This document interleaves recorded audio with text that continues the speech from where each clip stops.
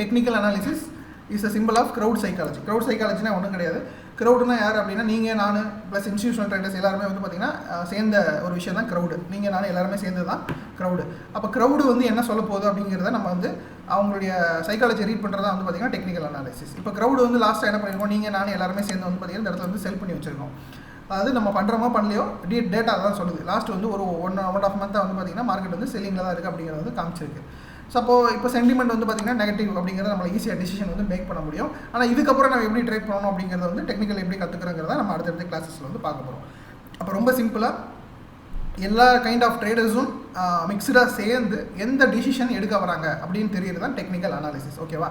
So இன்னொரு முக்கியமான விஷயம் என்ன அப்படின்னா, நம்ம ஃபண்டமெண்டல் அனாலிசிஸ் இருக்கு இல்லையா, அதை ஏன் கற்றுக்காமல் டெக்னிக்கல் அனாலிசிஸ் கற்றுக்குறோம் அப்படின்னா, ஃபண்டமெண்டல் அனாலிசிஸை வச்சு ஒரு ஸ்டாக் வந்து ரொம்ப ஸ்ட்ராங்காக இருக்கா வீக்காக இருக்கா அப்படிங்கிறத கண்டுபிடிச்சிடலாம். ஓகேங்களா?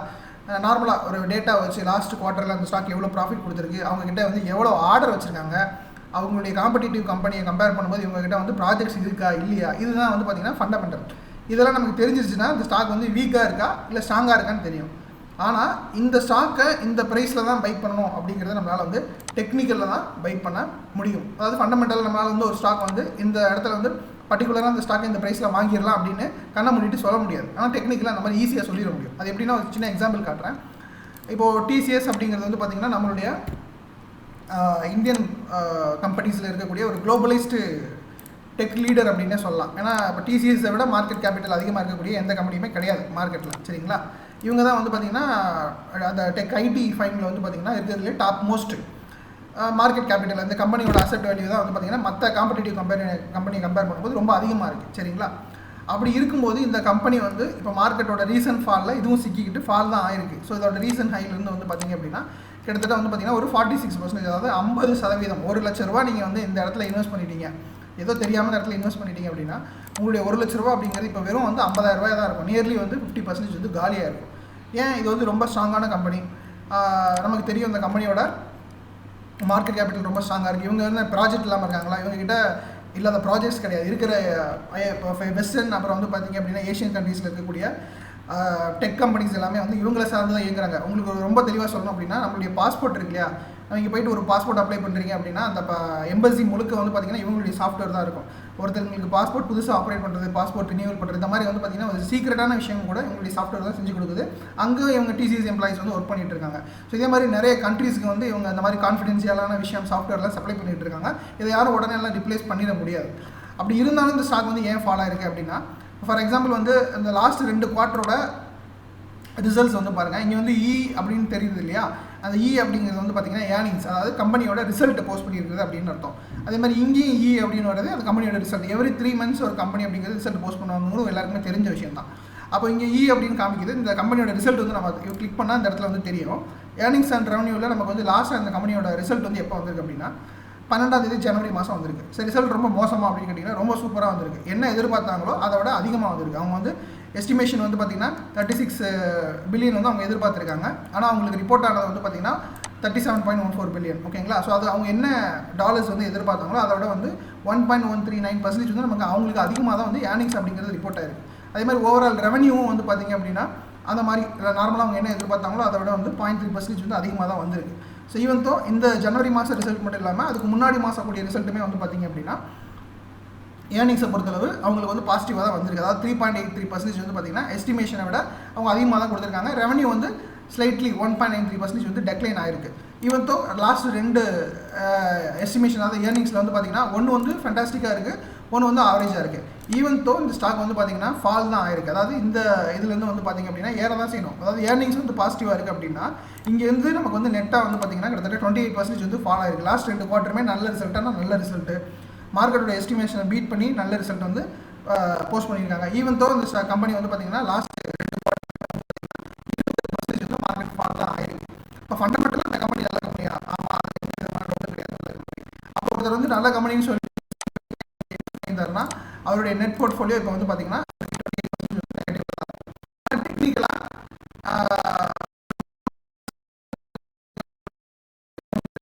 வாங்கியிருந்தா இதுதான் ரிசல்ட், நம்ம வந்து நெகட்டிவ் இருக்கும்.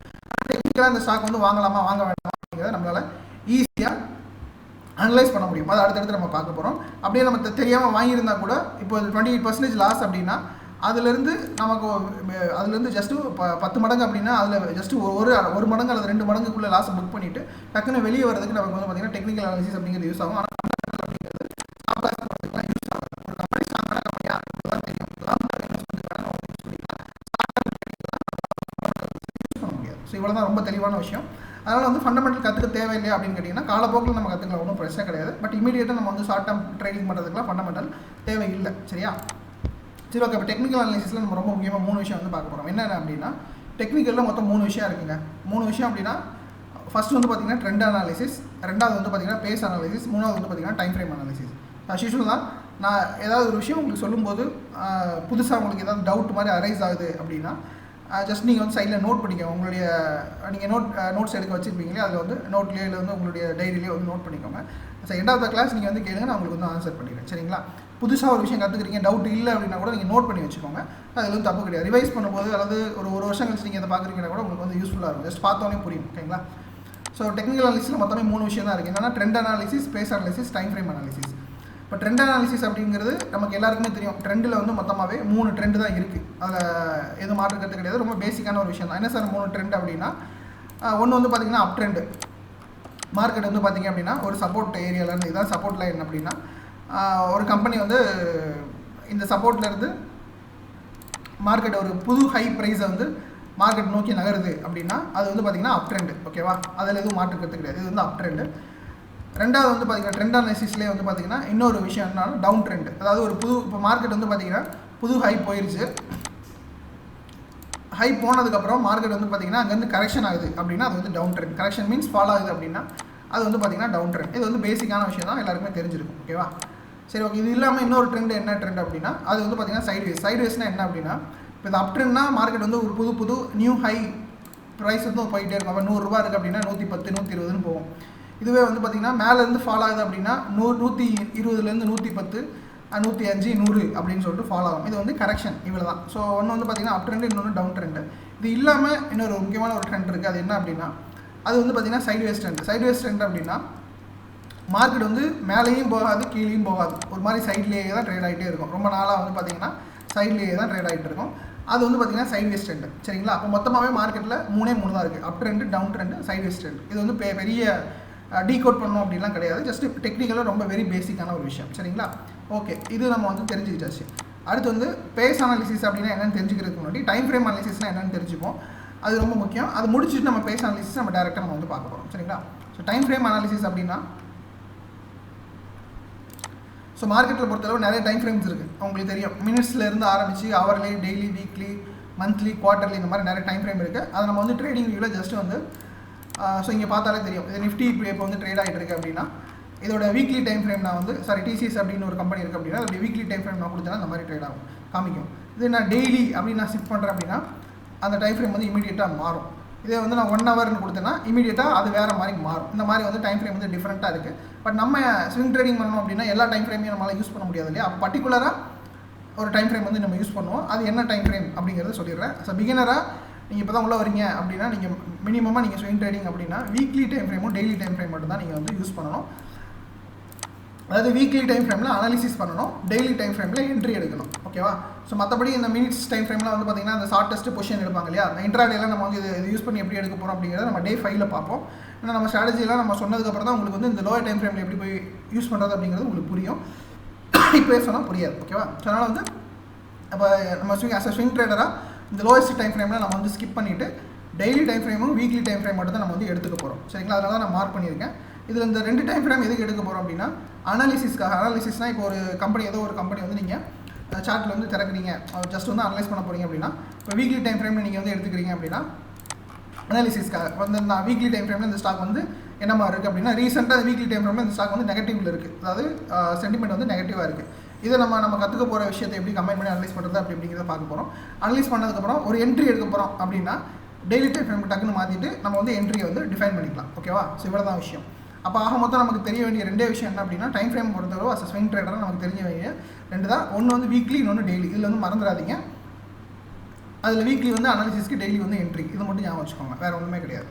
அப்போ டெக்னிக்கலாக 2 சால்வ் ஆயிடுச்சா? ஒன்று வந்து பார்த்திங்கன்னா ட்ரெண்ட் அனாலிசிஸ்னால் என்னென்னு பார்த்தோம். Up trend, down trend, sideways trend பார்த்தோம். டைம் ஃப்ரேம் அனாலிசிஸ் பார்த்தோம். அதில் நம்ம எந்த டைம் ஃப்ரேம் யூட்டிலைஸ் பண்ண போகிறோம் அப்படிங்கிறதையும் பார்த்தோம். ரொம்ப முக்கியமாக இன்னொரு விஷயம் என்ன பார்க்க போகிறோம் அப்படின்னா பேஸ் அனாலிசிஸ். அதாவது பேஸ் அனாலிசிஸை பொறுத்தளவு இதை நம்ம ரொம்ப டெப்த்தாக தெரிஞ்சுக்கிட்டாலே நமக்கு வந்து வேறு எந்த ஒரு கீயும் தேவை, அதாவது எந்த ஒரு அடிஷ்னல் டூலுமே வந்து தேவையில்லை. பேஸ் அனாலிசிஸ் மட்டும் தெரிஞ்சாலே போதும், மார்க்கெட்டை ஓரளவுக்கு நம்மளால் வந்து நம்மளுடைய மைண்டுக்குள்ளே கண்ட்ரோலுக்கு கொண்டு வந்து அடுத்து மார்க்கெட்டோட பிஹேவியர் எப்படி இருக்க போகுது அப்படிங்கிறத நம்மளால் வந்து ஈஸியாக கண்டுபிடிச்சிக்க முடியும். சரிங்களா? அப்போ பேஸ் அனாலிசிஸ்னால் என்ன அப்படின்னா ட்ரெண்ட் அனாலிசிஸோட இன்னொரு டிவிஷன் அப்படின்னு சொல்லலாம். இன்னொரு டிவிஷனா இன்னொரு உட்பிரிவு அப்படின்னு சொல்லலாம். சரிங்களா? ஸோ ரெண்டும் சிமிலராக தான் இருக்கும். பட் அது எப்படி நம்ம வந்து அதில் இருக்கக்கூடிய டெக்னிக்ஸ் நம்ம வந்து அப்சர்வ் பண்ண போகிறோம், அப்படி என்ன தான் ரெண்டுக்கும் டிஃபரன்ஸ் இருக்குது அப்படிங்கிறத நம்ம வந்து பார்க்க போகிறோம். ஸோ பேஸ் அனாலிசிஸ், இப்போ ட்ரெண்ட் அனாலிசிஸ் நம்ம 3ஆக பிரித்த மாதிரி பேஸ் அனாலிசிஸை 4ஆக பிரிக்க போகிறோம். சரிங்களா? அது என்ன அப்படின்னு பார்த்தீங்கன்னா பேஸ் அனாலிசிஸ் மொத்தம் 4 பேஸ் இருக்குது. என்னென்னு பார்த்து பார்த்தீங்கன்னா ஃபஸ்ட்டு வந்து பார்த்தீங்கன்னா இம்பல்ஸ் பேஸ், ரெண்டாவது கரெக்ஷன், மூணாவது அக்யூமுலேஷன், அதாவது சைடு வேஸ்ன்னு சொன்னோம் இல்லையா, அது அதோட டெக்னிக்கல் வேர்டு தான் அக்யூமுலேஷன், வேறு ஒன்றும் கிடையாது. நாலாவது வந்து பார்த்தீங்கன்னா மெனிப்புலேஷன். சரி, ஓகே. இப்போ இது எல்லாமே இங்கிலீஷ் வேர்டாக இருக்குது சார், எனக்கு ஒன்றும் புரியல அப்படின்னா ஒன்றும் பெரிய விஷயம் கிடையாது.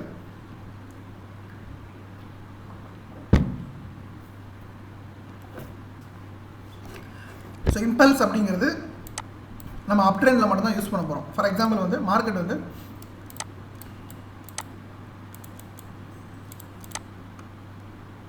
சொன்னேன் இல்லையா, ஒரு சப்போர்ட்லேருந்து மார்க்கெட் வந்து ஒரு இப்போ 1120 நம்ம வந்து மார்க் பண்ணியிருக்கோம்.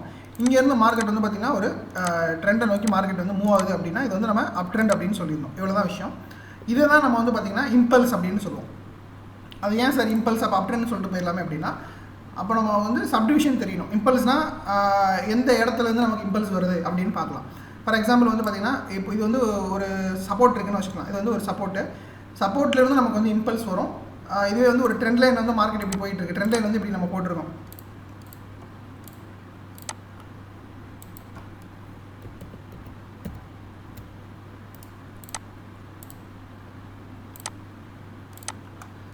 இப்போ டெய்லி டைம் ஃப்ரேமில் நான் வந்து இப்படி ஒரு ட்ரெண்ட் லைன் போடுறேன்னு வச்சுக்கோங்க. சரிங்களா? இது வந்து ஒரு ட்ரெண்ட் லைன், ஜஸ்ட் ஒரு ட்ரெண்ட் லைன், அவ்வளோதான். வேறு எதுவும் நீங்கள் பெருசாக யோசிக்க வேண்டாம். ஒரு ட்ரெண்ட் லைன் அப்படின்னா இது வந்து நம்ம என்னன்னு சொல்லுவோம் அப்படின்னா இது வந்து நம்ம கரெக்ஷன் பேஸ் அப்படின்னு சொல்லுவோம். அப்போ இம்பல்ஸ் பேஸ் அப்படின்னா மார்க்கெட் வந்து பார்த்திங்கன்னா இங்கேருந்து மேலே போகுது இல்லையா, இது வந்து பார்த்திங்கன்னா இம்பல்ஸ் பேஸ் அப்படின்னு சொல்லுவோம். சரிங்களா? இது இம்பல்ஸ் பேஸ், இது வந்து கரெக்ஷன் பேஸ். இதுக்கு நம்ம ரெண்டுமே வந்து எப்படி ஐடென்டிஃபை பண்ணுறோம் அப்படிங்கிறத நான் சொல்லிடுறேன். இம்பல்ஸ் அப்படிங்கிறது அப் ட்ரெண்டோட ரேலியாக இருக்கும். ரொம்ப சிம்பிளாக சொல்லணும் அப்படின்னா அப் ட்ரெண்ட் அப்படின்னா இம்பல்ஸ் அப்படின்னு வச்சுக்கோங்க. கரெக்ஷன் அப்படின்னா டவுன் ட்ரெண்ட் இருக்கு இல்லையா, அதுதான் வந்து பார்த்திங்கன்னா கரெக்ஷன். ஸோ கரெக்ஷன் அப்படின்னா டவுன் ட்ரெண்ட். மார்க்கெட் வந்து பார்த்திங்கன்னா ஒரு ஹையிலேருந்து ஃபால் ஆகிறது வந்து பார்த்திங்கன்னா டவுன் ட்ரெண்டு, ஒரு லோவிலேருந்து மார்க்கெட் மேலே போகிறது அப் ட்ரெண்டு. இதுதான் டெக்னிக்கலாக நம்ம வந்து பார்த்திங்கன்னா இம்பல்ஸ் பேஸு, கரெக்ஷன் பேஸ் அப்படின்னு சொல்கிறோம். சரி, இதை நம்ம எப்படி வந்து டேரெக்டாக அப்ளை பண்ண போகிறோம், ஒரு இதுலேயும் நம்ம என்ன பண்ண போகிறோம் அப்படிங்கிறத நான் சொல்லிடுறேன்.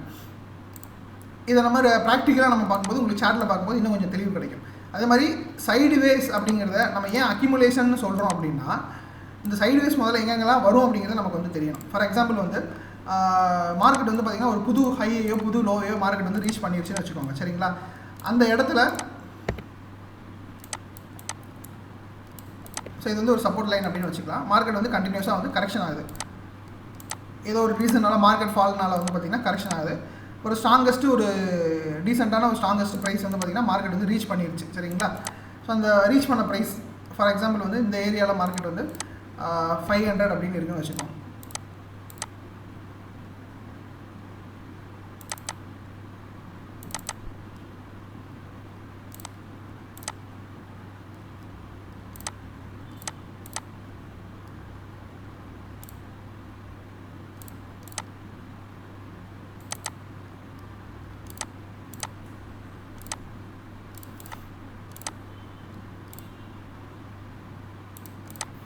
ஸோ இதோட ப்ரைஸ் வந்து பார்த்திங்கன்னா 500 வச்சுப்போம். மார்க்கெட் வந்து நெட்டாக வந்து 500லேருந்து டேரெக்டாக வந்து ஒரு 300க்கோ 200க்கோ வந்து பார்த்திங்கன்னா டேரெக்டாக ஃபால் ஆகாது. அப்போ என்ன பண்ணுவோன்னா கொஞ்சம் இறங்கும் கொஞ்சம் ஏறும். இது வந்து மார்க்கெட்டோட பிஹேவியர் அப்படி தான் இருக்கும். அப்போ என்ன பண்ணுவோன்னா ஒரு 500 ரூபாயிலேருந்து 450க்கு வரும், மறுபடியும் ஒரு 20 rupees ஏறும். திடீர்னு ஒரு 400க்கு வரும், மறுபடியும் ஒரு 20 rupees ஏறும். மறுபடியும் வந்து பார்த்திங்கன்னா ஒரு 350க்கு வரும், மறுபடியும் ஒரு 20 rupees ஏறும். மறுபடியும் வந்து பார்த்திங்கன்னா 300 அப்படின்னு ஒரு ஏரியாவுக்கு வந்து வந்துடும். சரிங்களா? இதை வந்து நம்ம கரெக்ஷன் அப்படின்னு சொல்லுவோம், அப்படின்னா டவுன் ட்ரெண்ட் அப்படின்னு சொல்லிக்கலாம். ஒன்றும் பிரச்சனை கிடையாது. ரெண்டுமே சிமிலர் தான். என்ன டிஃப்ரெண்ட் அப்படிங்கிறது சார்ட்டில் நான் அப்ளை பண்ணும்போது சொல்கிறேன். ஸோ இப்போ இந்த 500க்கும் 300க்கும் வந்து மார்க்கெட் வந்து ட்ராவல் ஆகிருக்கும். இங்கே ட்ராவல் ஆனதுக்கப்புறமா இப்போ மார்க்கெட்டில் இமீடியட்டாக பையர்ஸ் வந்துடுவாங்கன்னா ரொம்ப ரேர் கேஸ் சினாரியோஸில் தான் பையர்ஸ் வந்து இமீடியட்டாக வருவாங்க. அப்போ மேஜர் கேஸ் சினாரியோஸில் மார்க்கெட் வந்து என்ன நடக்கும் அப்படின்னா இப்போ 500 ரூபாயிலேருந்து மார்க்கெட் வந்து 300 ரூபாய்க்கு வந்து மார்க்கெட் கிராஷ் ஆயிடுச்சு அப்படின்னு வச்சோம், ஒரு ஃபால் ஆயிடுச்சு அப்படின்னா நியர்லி வந்து மோர் தென் 40%ன்னு வச்சுக்கலாம் இல்லையா, 40% கரெக்ஷன் அப்படின்னு வச்சுக்கலாம். ஸோ நியர்லி கிராஷ் தான் சரிங்களா. அப்படி வந்ததுக்கப்புறம் மார்க்கெட் வந்து பார்த்திங்கன்னா இமீடியட்டாக பை ஆகாமல் கொஞ்ச நாளைக்கு வந்து பார்த்திங்கன்னா சைட்வேஸ்லேயே போயிட்டுருக்கும். சைட்வேஸ்னால் இப்படியே போயிட்டுருக்கும். இதுதான் வந்து நம்ம டெக்னிக்கலாக வந்து பார்த்திங்கன்னா அக்யூமுலேஷன் அப்படின்னு சொல்கிறோம். அது ஏன் சார் நம்ம வந்து அக்யூமுலேஷன் சொல்கிறோம் அப்படின்னா, இதுக்கு பின்னாடி என்ன நடக்குது அப்படின்னு தெரிஞ்சுக்கணும். ஃபஸ்ட் வந்து இம்பல்ஸ்னால் என்ன, நிறைய பையர்ஸ் உள்ளே இருப்பாங்க, அதனால மார்க்கெட் வந்து மேலே போகுது. இது வந்து ஃபண்டமெண்டல் ரீசன் சரிங்களா. கரெக்ஷன்னா என்ன, பையர்ஸை கம்பேர் பண்ணும்போது செல்லர்ஸ் அதிகமாக இருப்பாங்க, அதனால மார்க்கெட் வந்து கீழே வரும். இது பேசிக்கான விஷயம். அதே மாதிரி அக்யூமுலேஷனில் என்ன ஃபண்டமெண்டல் ரீசன் அப்படிங்கிறத நம்ம தெரிஞ்சுக்கிட்டோம் அப்படின்னா அதை பார்த்து நம்ம பேனிக் ஆக மாட்டோம் சரிங்களா. அப்போது இங்கே என்ன நடக்குது அப்படிங்கிறத நம்ம கவனிக்கணும். மார்க்கெட் மேலேருந்து கீழே ஃபால் ஆச்சு இல்லையா. ஸோ அந்த மாதிரி ஃபால் ஆன மாதிரி இந்த சப்போர்ட்டையும் பிரேக் பண்ணி மார்க்கெட் வந்து ஃபால் ஆகிருக்கலாமே, ஏன் வந்து மார்க்கெட் ஃபால் ஆகாமல் இந்த ஏரியாவில் வந்து பார்த்திங்கன்னா சைட்வேஸ்லேயே மார்க்கெட் வந்து போயிட்டு இருக்கு அப்படிங்கிற அந்த கேள்வி நமக்குள்ளே வரணும். வந்தால் தான் நம்மளால் வந்து அடுத்த டிசிஷன் அப்படிங்கிறத மேக் பண்ண முடியும். ஸோ மார்க்கெட் வந்து அப்போது மேலேருந்து ஃபால் ஆனது 300 ரூபாயில் வந்துட்டு இது வந்து 300 ரூபாய் சப்போர்ட் அப்படிங்கிறது 300 ரூபான்னு வச்சுக்கலாம். இங்கேருந்து ஒரு சின்ன ரெசிஸ்டன்ட்டு மார்க்கெட் 350ன்னு வச்சுக்கலாம் சரியா. இது வந்து ஒரு சின்ன ரெசிஸ்டன்ட்டு. அப்போ ரெசிஸ்டன்ஸ்னால் என்ன, ஒரு அந்த அதுக்கு மேலே தான் ட்ரேட் ஆகிட்டு இருக்குன்னு அர்த்தம், வேறு ஒன்றும் கிடையாது. மார்க்கெட் வந்து 300 ரூபாயிலேருந்து 350 ரூபாய்க்குள்ள தான் ட்ரேடே ஆகுது. இதை தான் நம்ம வந்து சைடு வேஸ்ன்னு சொல்கிறோம், அல்லது அக்யூமுலேஷன் சொல்கிறோம். சரி சொல்லிட்டு போகிறோம், இது என்ன ரீசன்னால நடக்குது அப்படின்னா, இப்போ மார்க்கெட் வந்து இந்த 500லேருந்து 300 வந்திருக்கும் இல்லையா, கம்ப்ளீட்டாக செல்லர்ஸோட கண்ட்ரோலில் இருந்திருக்கும். செல்லர்ஸ்னால் யார், மார்க்கெட் வந்து விற்பாங்க. என்கிட்ட வந்து 500 ரூபாய்க்கு இருக்குது அப்படின்னா நான் ப்ராஃபிட் புக் பண்ணோன்னா 500 ரூபாங்கிறது 450 ரூபாய்க்கு வரும், 450 ரூபாங்கிறது 400 ரூபாய்க்கு வரும். அந்த மாதிரி எல்லோரும் விற்க ஆரம்பிச்சிட்டாங்கன்னா அந்த ஸ்டாக்கோட ப்ரைஸ் வந்து ஃபால் ஆகும். இதுதான் வந்து பார்த்திங்கன்னா கரெக்ஷன். சரி, கரெக்ஷன் முடிஞ்சு போச்சு. இப்போ 300 ரூபா வந்தோடனே பையர்ஸ் வருவாங்க, ஆனால் ஸ்ட்ராங்காக வரமாட்டாங்க. இப்போ செல்லர்ஸ் இந்த அளவுக்கு ஸ்ட்ராங்காக இருந்தாங்க இல்லையா, அதாவது செல்லர்ஸ்னால் எங்கே, மார்க்கெட்டை மேலேருந்து கீழே வரைக்கும் ரொம்ப அக்ரெசிவாக செல் பண்ணாங்க இல்லையா, அந்த செல்லர்ஸை பீட் பண்ணுற மாதிரி பையர்ஸ் வந்தால் தான் மார்க்கெட் வந்து பார்த்திங்கன்னா இந்த மாதிரி சைட்வேஸ் போகாமல் இமீடியட்டாக மார்க்கெட் வந்து மேலே போகும். இது எந்த மாதிரியான ஸ்டாக்ஸில் நடக்கும்னா, ரொம்ப ஃபண்டமெண்டலாக ஸ்ட்ராங்கான ஸ்டாக்ஸில், இல்லை மார்க்கெட்டோட ரீசன்னால் விழுந்திருக்கும், ஆனால் இந்த ஸ்டாக் ரொம்ப ஸ்ட்ராங்காக இருக்கும். அப்போ மார்க்கெட் விழுந்த உடனே ரெக்கவர் ஆக ஆரம்பிச்சோன்னா அந்த ஸ்டாக் ரொம்ப ஃபாஸ்ட்டாக ரெக்கவர் ஆகிரும். அப்படி இல்லை அப்படின்னா ரொம்ப சுமாரான ஸ்டாக் அப்படின்னா ரெக்கவர் ஆகிறதுக்கு கொஞ்சம் லேட் ஆகும். ஸோ அந்த ஸ்ட்ராங்கான ஸ்டாக்ஸை நம்ம கண்டுபிடிக்கிறதுங்கிறது ரொம்ப ரேர் தான். இதை 1-2 ஸ்டாக் நம்மளால் ஈஸியாக கண்டுபிடிக்க முடியும். மார்க்கெட்டில் மோர் தென் 80-85% மேலே இந்த மாதிரி மார்க்கெட் விழுந்த உடனே சைட்வேஸில் போகக்கூடிய ஸ்டாக்ஸ் தான் ரொம்ப அதிகமாக இருக்கும். சரி, சைட்வேஸ்னால் என்ன அப்படிங்கிறது ஃபஸ்ட் நமக்கு தெரிஞ்சுக்கணும் இல்லையா. பையர்ஸ் வந்திருப்பாங்க, ஆனால் இந்த ஸ்டாக்கை பீட் பண்ண, அதாவது இந்த செல்லர்ஸை பீட் பண்ணிக்கக்கூடிய பையர்ஸ் வந்து இங்கே வந்திருக்க மாட்டாங்க. அப்போ வந்து என்ன நடக்கும் அப்படின்னா, உடனே மார்க்கெட் மேலே போகிறதுக்கு பதிலாக கொஞ்ச நாளாக வந்து ஒரு சிமிலர் இந்த 300 ரூபா 350 ரூபா ரேஞ்சுக்குள்ளேயே கொஞ்சம் நாளாக ட்ரேட் ஆகிட்டே இருக்கும். அப்போ நிறைய பேர் என்ன பண்ணுவாங்க அப்படின்னா, ஓகே இந்த ஸ்டாக் வந்து 300 ரூபா வந்துருச்சுப்பா, ஏன்னா 300 ரூபாய்க்கு கீழே இந்த ஸ்டாக் வந்து ப்ரைஸ் ஃபால் ஆகலை அப்படிங்கிறத நான் பை பண்ணியிருப்பேன். நான் வந்து இந்த இடத்துல பை பண்ணிட்டேன், ஏதோ ஒரு ஏதோ ஒரு அப்ராக்சிமேட்டாக நான் வந்து பார்த்திங்கன்னா பை பண்ணிட்டேன். ஒரு இடைப்பட்ட ஒரு 330 ரூபா வந்து பை பண்ணிட்டேன். ஆனால் அந்த ஸ்டாக் வந்து ஸ்ட்ராங்கான ஸ்டாக்கை நான் நம்புகிறேன். ஒன்ஸ் 300 ரூபாய்க்கு கீழே போச்சுன்னா நான் வந்து என்னோடய லாஸை புக் பண்ணலான்னு ஒரு பிளானில் இருக்கேன். இல்லை 350 ரூபாய்க்கு மேலே போச்சுன்னா இன்னும் கொஞ்சம் வாங்கலாம்னு ஏதோ ஒரு பிளானில் இருக்கேன் அப்படின்னா, என்ன மாதிரி யோசிக்கக்கூடிய நிறைய ட்ரேடர்ஸ் இருப்பாங்க, நிறைய இன்ஸ்டியூஷனல் ட்ரேடர்ஸ், ரீட்டைல் ட்ரேடர்ஸ்லாம் இருப்பாங்க. அப்போ கவனிப்பாங்க. அப்போ மார்க்கெட் வந்து ஒரு இப்போ இவ்வளோ தூரம் மார்க்கெட் போனதுக்கப்புறம் மார்க்கெட் வந்து 300 ரூபாய்க்கு கீழேயும் வரல, 350 ரூபாய்க்கு மேலேயும் போகல. அப்போது 500 ரூபாயிலேருந்து செல் பண்ணக்கூடிய செல்லர்ஸ் இருக்காங்க இல்லையா, இவங்களுமே இந்த ஸ்டாக் வந்து பேக் பண்ணுவாங்க. அதாவது இங்கே விற்றுருப்பாங்க இல்லையா, அவங்க வந்து மறுபடியும் லோயஸ்ட் ப்ரைஸில் வந்து வாங்க ஆரம்பிப்பாங்க. இப்படி கொஞ்சம் கொஞ்சமாக அந்த ஸ்டாக்கில் பையர்ஸ் வந்து மெதுவாக தான் வருவாங்க. ஸோ அதனால தான் வந்து பார்த்திங்கன்னா செல்லர்ஸோ அல்லது பையர்ஸோ மார்க்கெட்டில் வந்து கொஞ்சம் கொஞ்சமாக வர்றதுனால தான் சைட்வேஸ் அப்படிங்கிறது நடக்கும். அப்போ பையர்ஸும் செல்லர்ஸும் இந்த ஸ்டாக்ஸ் வந்து மாறி கொஞ்சம் கொஞ்சமாக வந்துகிட்டே இருப்பாங்க. ஒன்ஸ் இந்த சைட்வேஸ் அப்படிங்கிறது மார்க்கெட்டு இப்போ வந்து 350 ரூபாய்க்கு வந்து வந்துச்சா, இப்போ திடீர்னு மார்க்கெட் வந்து பார்த்திங்கன்னா 350 ரூபாய்க்கு மேலே ஒரு ஸ்ட்ராங்கான ஒரு க்ரீன் கேண்டில் வரும், பிரேக் அவுட்டு நம்ம டெக்னிக்கல் அதை தான் நம்ம சொல்லுவோம். அப்படி வந்துருச்சு அப்படின்னா மார்க்கெட்டோட ஹை ப்ராபபிலிட்டி மார்க்கெட் வந்து மேலே நோக்கி போகுது அப்படின்னு அர்த்தம். அப்போ டெக்னிக்கலாக நம்ம வந்து என்ன சொல்ல போகிறோம் அப்படின்னா, அக்யூமுலேஷன் முடிஞ்சோடனே மறுபடியும் இம்பல்ஸ் பேஸ் ஸ்டார்ட் ஆகுது, அதாவது மார்க்கெட் திருப்பி அப் ட்ரெண்ட் போக போகுது அப்படிங்கிறது அர்த்தம். இன்கேஸ் பையர்ஸ் வரல, ரொம்ப நாளாக பையர்ஸும் செல்லர்ஸும் வந்து மாறி இந்த ஸ்டாக்கை வாங்கிட்டே இருந்தாங்க, ஆனால் இந்த ரேஞ்சுக்குள்ளே தான் வாங்கினாங்க. அப்போது ஒரு கட்டத்துக்கு மேலே பையர்ஸ் வந்து இதுலேருந்து வெளியில் போயிடுவாங்க. ரொம்ப சண்டை நடந்ததுக்கப்புறம் பையர்ஸோ இல்லை செல்லர்ஸோ யார் ஃபஸ்ட்டு வெளியில் போகிறாங்களோ அப்போ இமீடியட்டாக அவங்களை ரிப்ளேஸ் பண்ண போகிறது யாருன்னா அவங்களுக்கு ஆப்போனன்ட் தான். இப்போ மார்க்கெட் மேலே போச்சுன்னா மார்க்கெட்டில் செல்லர்ஸ் வந்து வெளியில் போயிடுவாங்க. இன்கேஸ் மார்க்கெட்டில் பையர்ஸ் வெளியில் போயிட்டாங்கன்னா மார்க்கெட் வந்து பார்த்திங்கன்னா செல்லர்ஸ் கையில் எடுத்துருவாங்க. அப்போ மார்க்கெட் அப்படிங்கிறது ஃபால் ஆக ஆரம்பிச்சிடும். ஃபால் ஆகணும்னா என்ன ஆகும், 300 ரூபாய்க்கு கீழே மார்க்கெட் வந்து வர ஆரம்பிச்சிடும். அப்போ நான் வந்து இந்த ஏரியாவில் வாங்கியிருந்தேன்னு வைங்க, இந்த ஏரியாவில் நான் வந்து வாங்கியிருந்தேன்னா 300 ரூபாய் கீழே வந்தோடனே என்னுடைய லாஸை நான் வந்து கட் பண்ணி விட்டுட்டு வேறு ஏதோ நல்ல ஸ்டாக் வந்து பார்க்க போயிடுவேன். இன்கேஸ் மார்க்கெட் வந்து என்னுடைய பிளானுக்கு ஏற்ற மாதிரி சைட்வேஸில் இங்கே வந்துருச்சு அப்படின்னா, மார்க்கெட் மேலே போயிடுச்சு அப்படின்னா நான் வந்து நெட்டாக வந்து ப்ராஃபிட்டில் தான் இருப்பேன். ஸோ அப்போ அதுக்கு முன்னாடி இது ஒரு டெக்னிக்கல் ட்ரேடராக இந்த ஏரியாவில் நம்ம வந்து ட்ரேட் பண்ணலாமா பண்ணக்கூடாதாங்கிறதெல்லாம் இப்போ வந்து பார்க்க போகிறோம். இன்கேஸ் நீங்கள் தெரியாமல் நம்ம வந்து இந்த மாதிரி ரேஞ்சுக்குள்ளே மாட்டிக்கிட்டோம் அப்படின்னா, ஒரு சைட்வேஸில் மாட்டிக்கிட்டதுக்கு அப்புறமா மார்க்கெட் வந்து மேலே போகுதா கீழே போகுதான்னா, நீங்கள் வந்து கீழே போனதுக்கப்புறம் ஹோல்ட் பண்ணிட்டு இருக்கீங்கன்னா உங்களுடைய லாஸஸ் வந்து அதிகமாகும். அப்போ சைட்வேஸ்க்கு அப்புறம் வரக்கூடிய அந்த பேஸ் அப்படிங்கிறது நோட் பண்ணணும். சைட்வேஸ்க்கு அப்புறமா நமக்கு வந்து இம்பல்ஸ் பேஸ் வருதா, கரெக்ஷன் பேஸ் வருதா? ஏன்னா சைட்வேஸுங்கிற அந்த பேஸ்லேயே வந்து பார்த்திங்கன்னா பையர்ஸ் அண்ட் செல்லர்ஸ் ரெண்டு பேருமே ஈக்குவலாக தான் இருப்பாங்க. அப்போ இம்பல்ஸ் பேஸ் ஸ்டார்ட் ஆயிடுச்சு அப்படின்னா நம்ம வந்து ஈஸியாக நம்மளுடைய ட்ரெண்ட் அனாலிசிஸ் மெத்தடில் நம்ம வந்து கண்டுபிடிச்சிடுவோம். எப்படிங்கிறது நம்ம இப்போ அடுத்தடுத்து ஸ்க்ரீனில் உடனே பார்க்க போகிறோம். அப்போ கரெக்ஷன் அப்படின்னா மார்க்கெட் வந்து சைட்வேஸ்க்கு அப்புறம் கரெக்ஷனாக மார்க்கெட் வந்து ஃபால் ஆக போகுது, நம்ம பொசிஷன்லேருந்து வெளியில் போயிடணும்னு அர்த்தம். இன்கேஸ் அந்த சைட்வேஸ்லேருந்து மார்க்கெட் வந்து இம்பல்ஸ் ஸ்டார்ட் ஆச்சு அப்படின்னா நம்ம ஹோல்டு பண்ணலாம், நமக்கான ப்ராஃபிட் அப்படிங்கிறது இன்னும் அதிகரிக்கக்கூடிய சான்சஸ் இருக்குது அப்படின்ற அர்த்தம். ஓகேவா? இவ்வளோ தான் விஷயம். ஆனால் அக்யூமுலேஷன் பேஸில் பை பண்ணலாமா பை பண்ணக்கூடாதாங்கிறதெல்லாம் இப்போ பார்க்க போகிறோம். ஸோ அதுக்கப்புறம் வந்து பார்த்திங்கன்னா மெனிப்புலேஷன் அப்படின்னு ஒரு முக்கியமான ஒரு விஷயம் இருக்குது. இது என்னென்னா ரீட்டைல் ட்ரேடர்ஸோட இப்போ நமக்கு வந்து ஒரு ஸ்டாக்கில் இந்த ஸ்டாக் வந்து பார்த்திங்கன்னா மேலே போகுதுன்னு அர்த்தம் வச்சுக்கலாம். இப்போ ஒரு ஃபாஸ்ட் இந்த ஸ்டாக் வந்து கீழே வந்துச்சு. இப்போது இன்கேஸ் இந்த ஸ்டாக் வந்து மேலே வரப்போகுது, இப்படி வந்து மேலே போகுது அப்படின்னு நம்ம வச்சுக்கலாம். ஒரு எக்ஸாம்பிளுக்காக சொல்கிறேன். இங்கே மேலே போகுது அப்படின்னா மேலே போனதுக்கு அதாவது இந்த மூவ்மெண்ட் வரும்போது மட்டும்தான் நம்மளால் ரீட்டைல் ட்ரேடரால் நம்மளால் வந்து ஐடென்டிஃபை பண்ண முடியும். ஆனால் இன்ஸ்டிடியூஷனல் ட்ரேடர்ஸ் அப்படி கிடையாது. இன்றைக்கி காலையில் மார்க்கெட் ஓப்பன் ஆனதுக்கப்புறம் தான் இன்றைக்கி நிஃப்டி என்ன ப்ரைஸில் ட்ரேட் ஆகுது அப்படிங்கிறது நமக்கு தெரியும். ஆனால் அவங்களுக்கு முன்னாடியே ஒரு நாள் முன்னாடியோ ஒரு வாரம் முன்னாடியோ அவங்களுக்கு தெரிஞ்சிடும். ஏன்னா அவங்க தான் அந்த மூவ்மெண்ட்டை கொண்டு வரதுக்காக பிளான் வந்து பண்ணுறாங்க. அப்போ அவங்களுக்கு தெரியுமா மார்க்கெட் வந்து இங்கேருந்து மேலே தான் போகுது அப்படிங்கிறத அவங்க வந்து முன்னாடியே டிசைட் பண்ணிடுவாங்க. அப்போது மேக்ஸிமம் அவங்க மட்டும்தான் ப்ராஃபிட் பண்ணணும் அப்படின்னு எதிர்பார்ப்பாங்க. மார்க்கெட்டோட மூவை மேலே நம்ம நகர்த்த போகிறோம் அப்படின்னா அப்போ ரீட்டைலர்ஸும் உள்ளே வந்தாங்க அப்படின்னா அவங்களுக்கு இப்போ லாபம் வந்து இப்போ மார்க்கெட் மேலே போகும்போது ஒரு எக்ஸாம்பிள் சொல்கிறேன், ஒரு 1000 கோடி ரூபா கிடைக்குதுன்னு வச்சுக்கலாம். சும்மா ஒரு எக்ஸாம்பிளுக்காக சொல்கிறேன். 1000 கோடி ரூபா மார்க்கெட் வந்து ஒரு 100 பாயிண்ட் மூவ் ஆச்சுன்னா 1000 கோடி ரூபா ப்ராஃபிட் நெட்டாக கிடைக்குதுன்னு வச்சுக்கோங்க.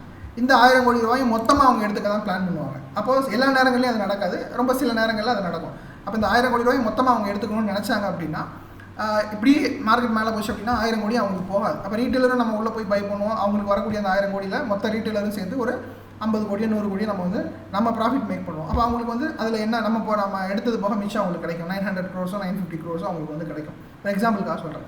இப்போ அவங்க என்ன பிளான் பண்ணிட்டாங்கன்னா ரீட்டைல் ட்ரேடர்ஸோட ப்ராஃபிட்டை நம்ம மேக்ஸிமம் நம்ம தான் எடுத்துக்கணும், அவங்களுக்கு வரக்கூடிய ப்ராஃபிட்டையும் நம்ம தான் வந்து சேர்த்து எடுத்துகிட்டு போகணும் அப்படின்னு அவங்க நினைக்கிறாங்கன்னு வைங்களேன்.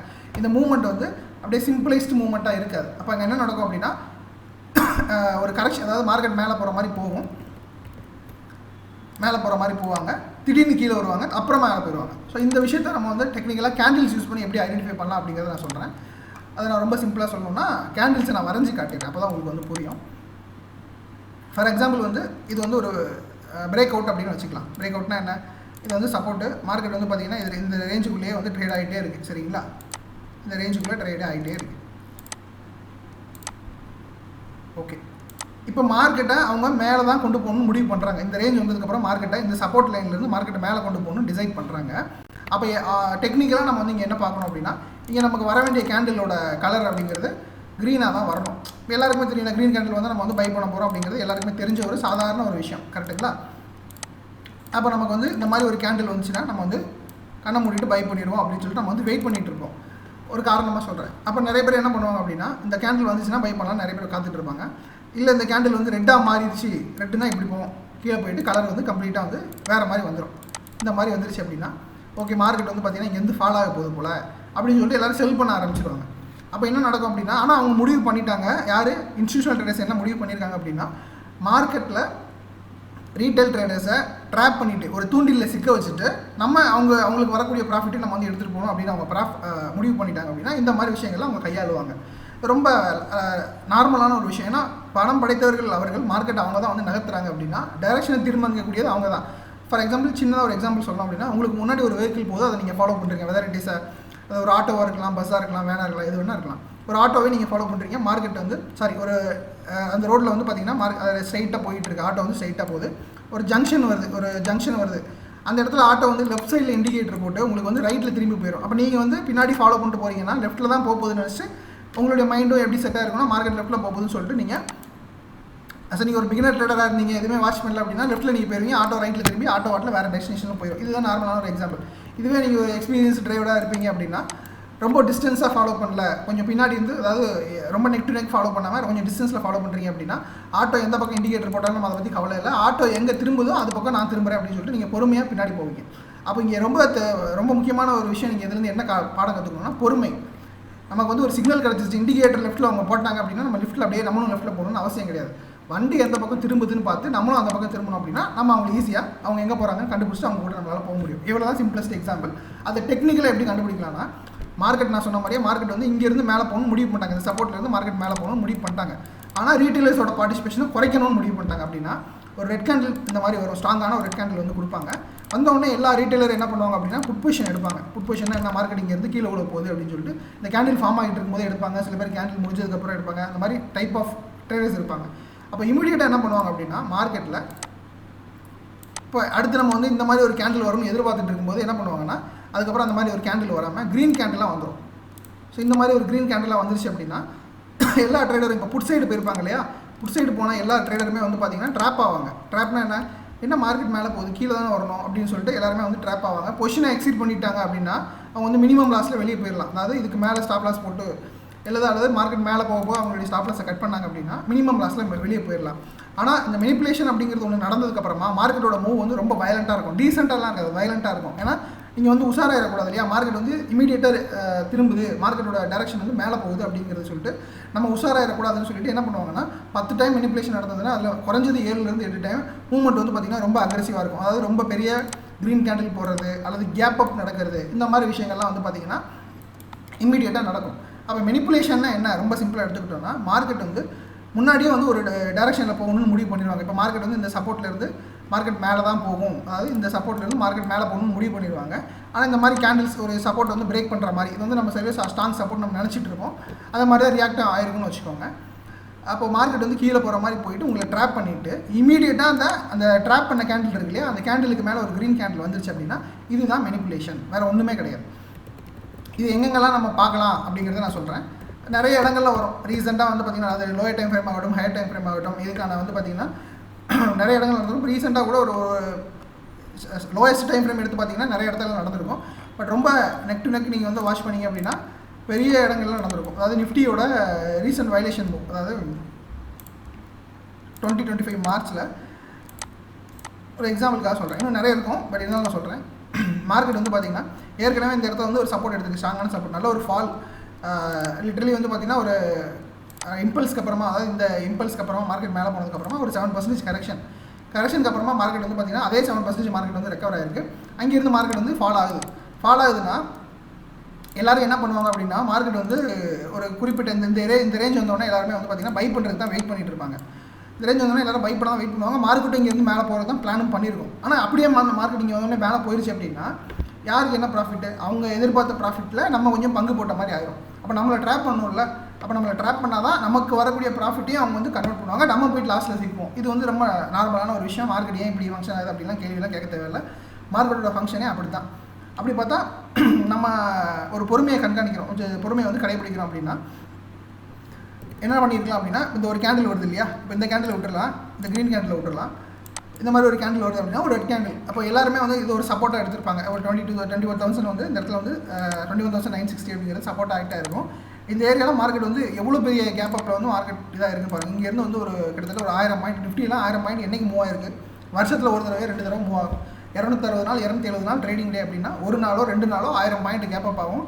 மற்றபடி அது நடக்கவே நடக்காது இல்லைங்களா. இப்போ 1000 பாயிண்ட்டுக்கு மேலே மார்க்கெட் கேப் டவுன் ஆகிருக்கு. அப்போ எல்லோரும் என்ன பண்ணுவாங்கன்னா ஓகே ஏதோ நடந்திருக்கு, பெருசாக ஏதோ நடந்திருக்கு, ஹெவி செல்லிங் தான் போல் அப்படின்னு சொல்லிட்டு எல்லோரும் புட் பொசிஷன் எடுப்பாங்க. அதாவது இந்த கேண்டில் முடிகிறதுக்கு முன்னாடியே அன்றைக்கே அந்த கேப் டவுனை ஒரு பேனிக் செல்லிங்கை எடுத்துக்கிட்டு அவங்க வந்து நிஃப்டியில் ஃபியூச்சர்ஸ்லையோ ஆப்ஷன்ஸ்லையோ இல்லை எதுலையோ ஒன்று அவங்க வந்து எடுத்துருந்தாங்க அப்படின்னா ஹெவியாக எல்லாருமே வந்து புட் சைடு தான் போவாங்க. புட் சைடுனா என்ன, இங்கேருந்து வந்து இந்த வியூ மட்டும் பார்த்தீங்கன்னா தெரியும், இங்கேருந்து மார்க்கெட் வந்து அடுத்த சப்போர்ட் போகுது அப்படின்னு சொல்லிட்டு எல்லாரும் வந்து புட் சைடுக்கான பொசிஷன் எடுத்து வச்சிருப்பாங்க. இமீடியட்டாக மார்க்கெட் என்ன பண்ணோம் அப்படின்னா அடுத்த கேண்டில் வந்து பார்த்திங்கன்னா க்ரீன் கேண்டில் இங்கே போடும். இந்த கேப் ஏன் வருது அப்படின்னா அடுத்த கேண்டில் எல்லோரும் எங்கே எதிர்பார்த்துருப்பாங்க, இந்த கேண்டில் இங்கே வருதுன்னா இதுக்கு கீழே வரணும்னு எதிர்பார்த்துருப்பாங்க. ஆனால் அடுத்த நாள் கேப் அப்பில் ஓப்பன் ஆகும், இங்கே ஓப்பன் ஆகும், பேனிக்.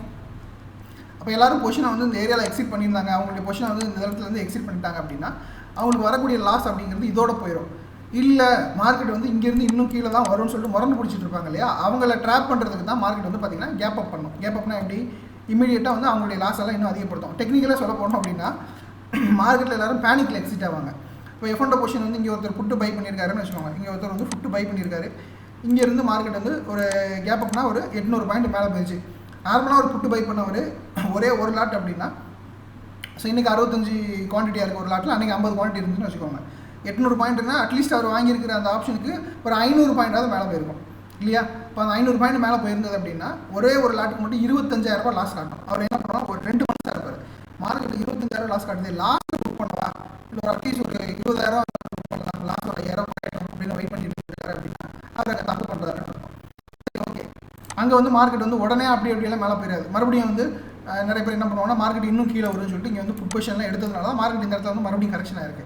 அப்போது யாரெல்லாம் வந்து ஸ்டாப் லாஸ் புக் பண்ணாமல் சரி வரட்டும் பார்த்துக்கலாம் அப்படின்னு வெயிட் பண்ணியிருந்தாங்களோ அவங்களுடைய ஸ்டாப் லாஸ் எல்லாம் தூக்கிட்டு மேலே போகும். எப்படி போகும்னா பேனிக்கில் எக்ஸிட் ஆவாங்க. இப்போ 25,000 லாஸில் இருப்பார், அடுத்த கேண்டில் வந்து எப்படி ஓப்பன் ஆகும் நீங்களே கவனிச்சிங்கன்னா அதோட இன்னும் கேப்பில் இங்கே ஓப்பன் ஆகும். அப்போ 25,000 இங்கே காமிச்சிட்டு இருக்கு இல்லையா, இங்கே போன உடனே 35,000 காட்டும். அவர் அப்பயும் புக் பண்ணியிருந்தாருன்னா பிரச்சனை கிடையாது. அவர் பண்ணல அப்படின்னா மறுபடியும் மார்க்கெட் வந்து மேலே தூக்குவாங்க. அப்போ மொத்த கேபிட்டலும் ஆசெட் வர மாதிரி அவங்க வந்து பார்த்திங்கன்னா மார்க்கெட்டில் எக்ஸிட் ஆவாங்க. மார்க்கெட்னா என்ன, இன்றைக்கி கரண்ட் மார்க்கெட்டில் அவருக்கு என்ன லாஸோ அந்த மாதிரி எல்லாருமே லாஸ் புக் பண்ணியிருந்தாங்க அப்படின்னா மார்க்கெட் வந்து கேப் அப்லாம் பெருசாக ஆகாது. அப்போ மார்க்கெட்டோட அந்த அவருடைய மார்க்கெட் லாஸ் வந்து அதிகமாக பேனிக்கில் எக்ஸிட் ஆவாங்க.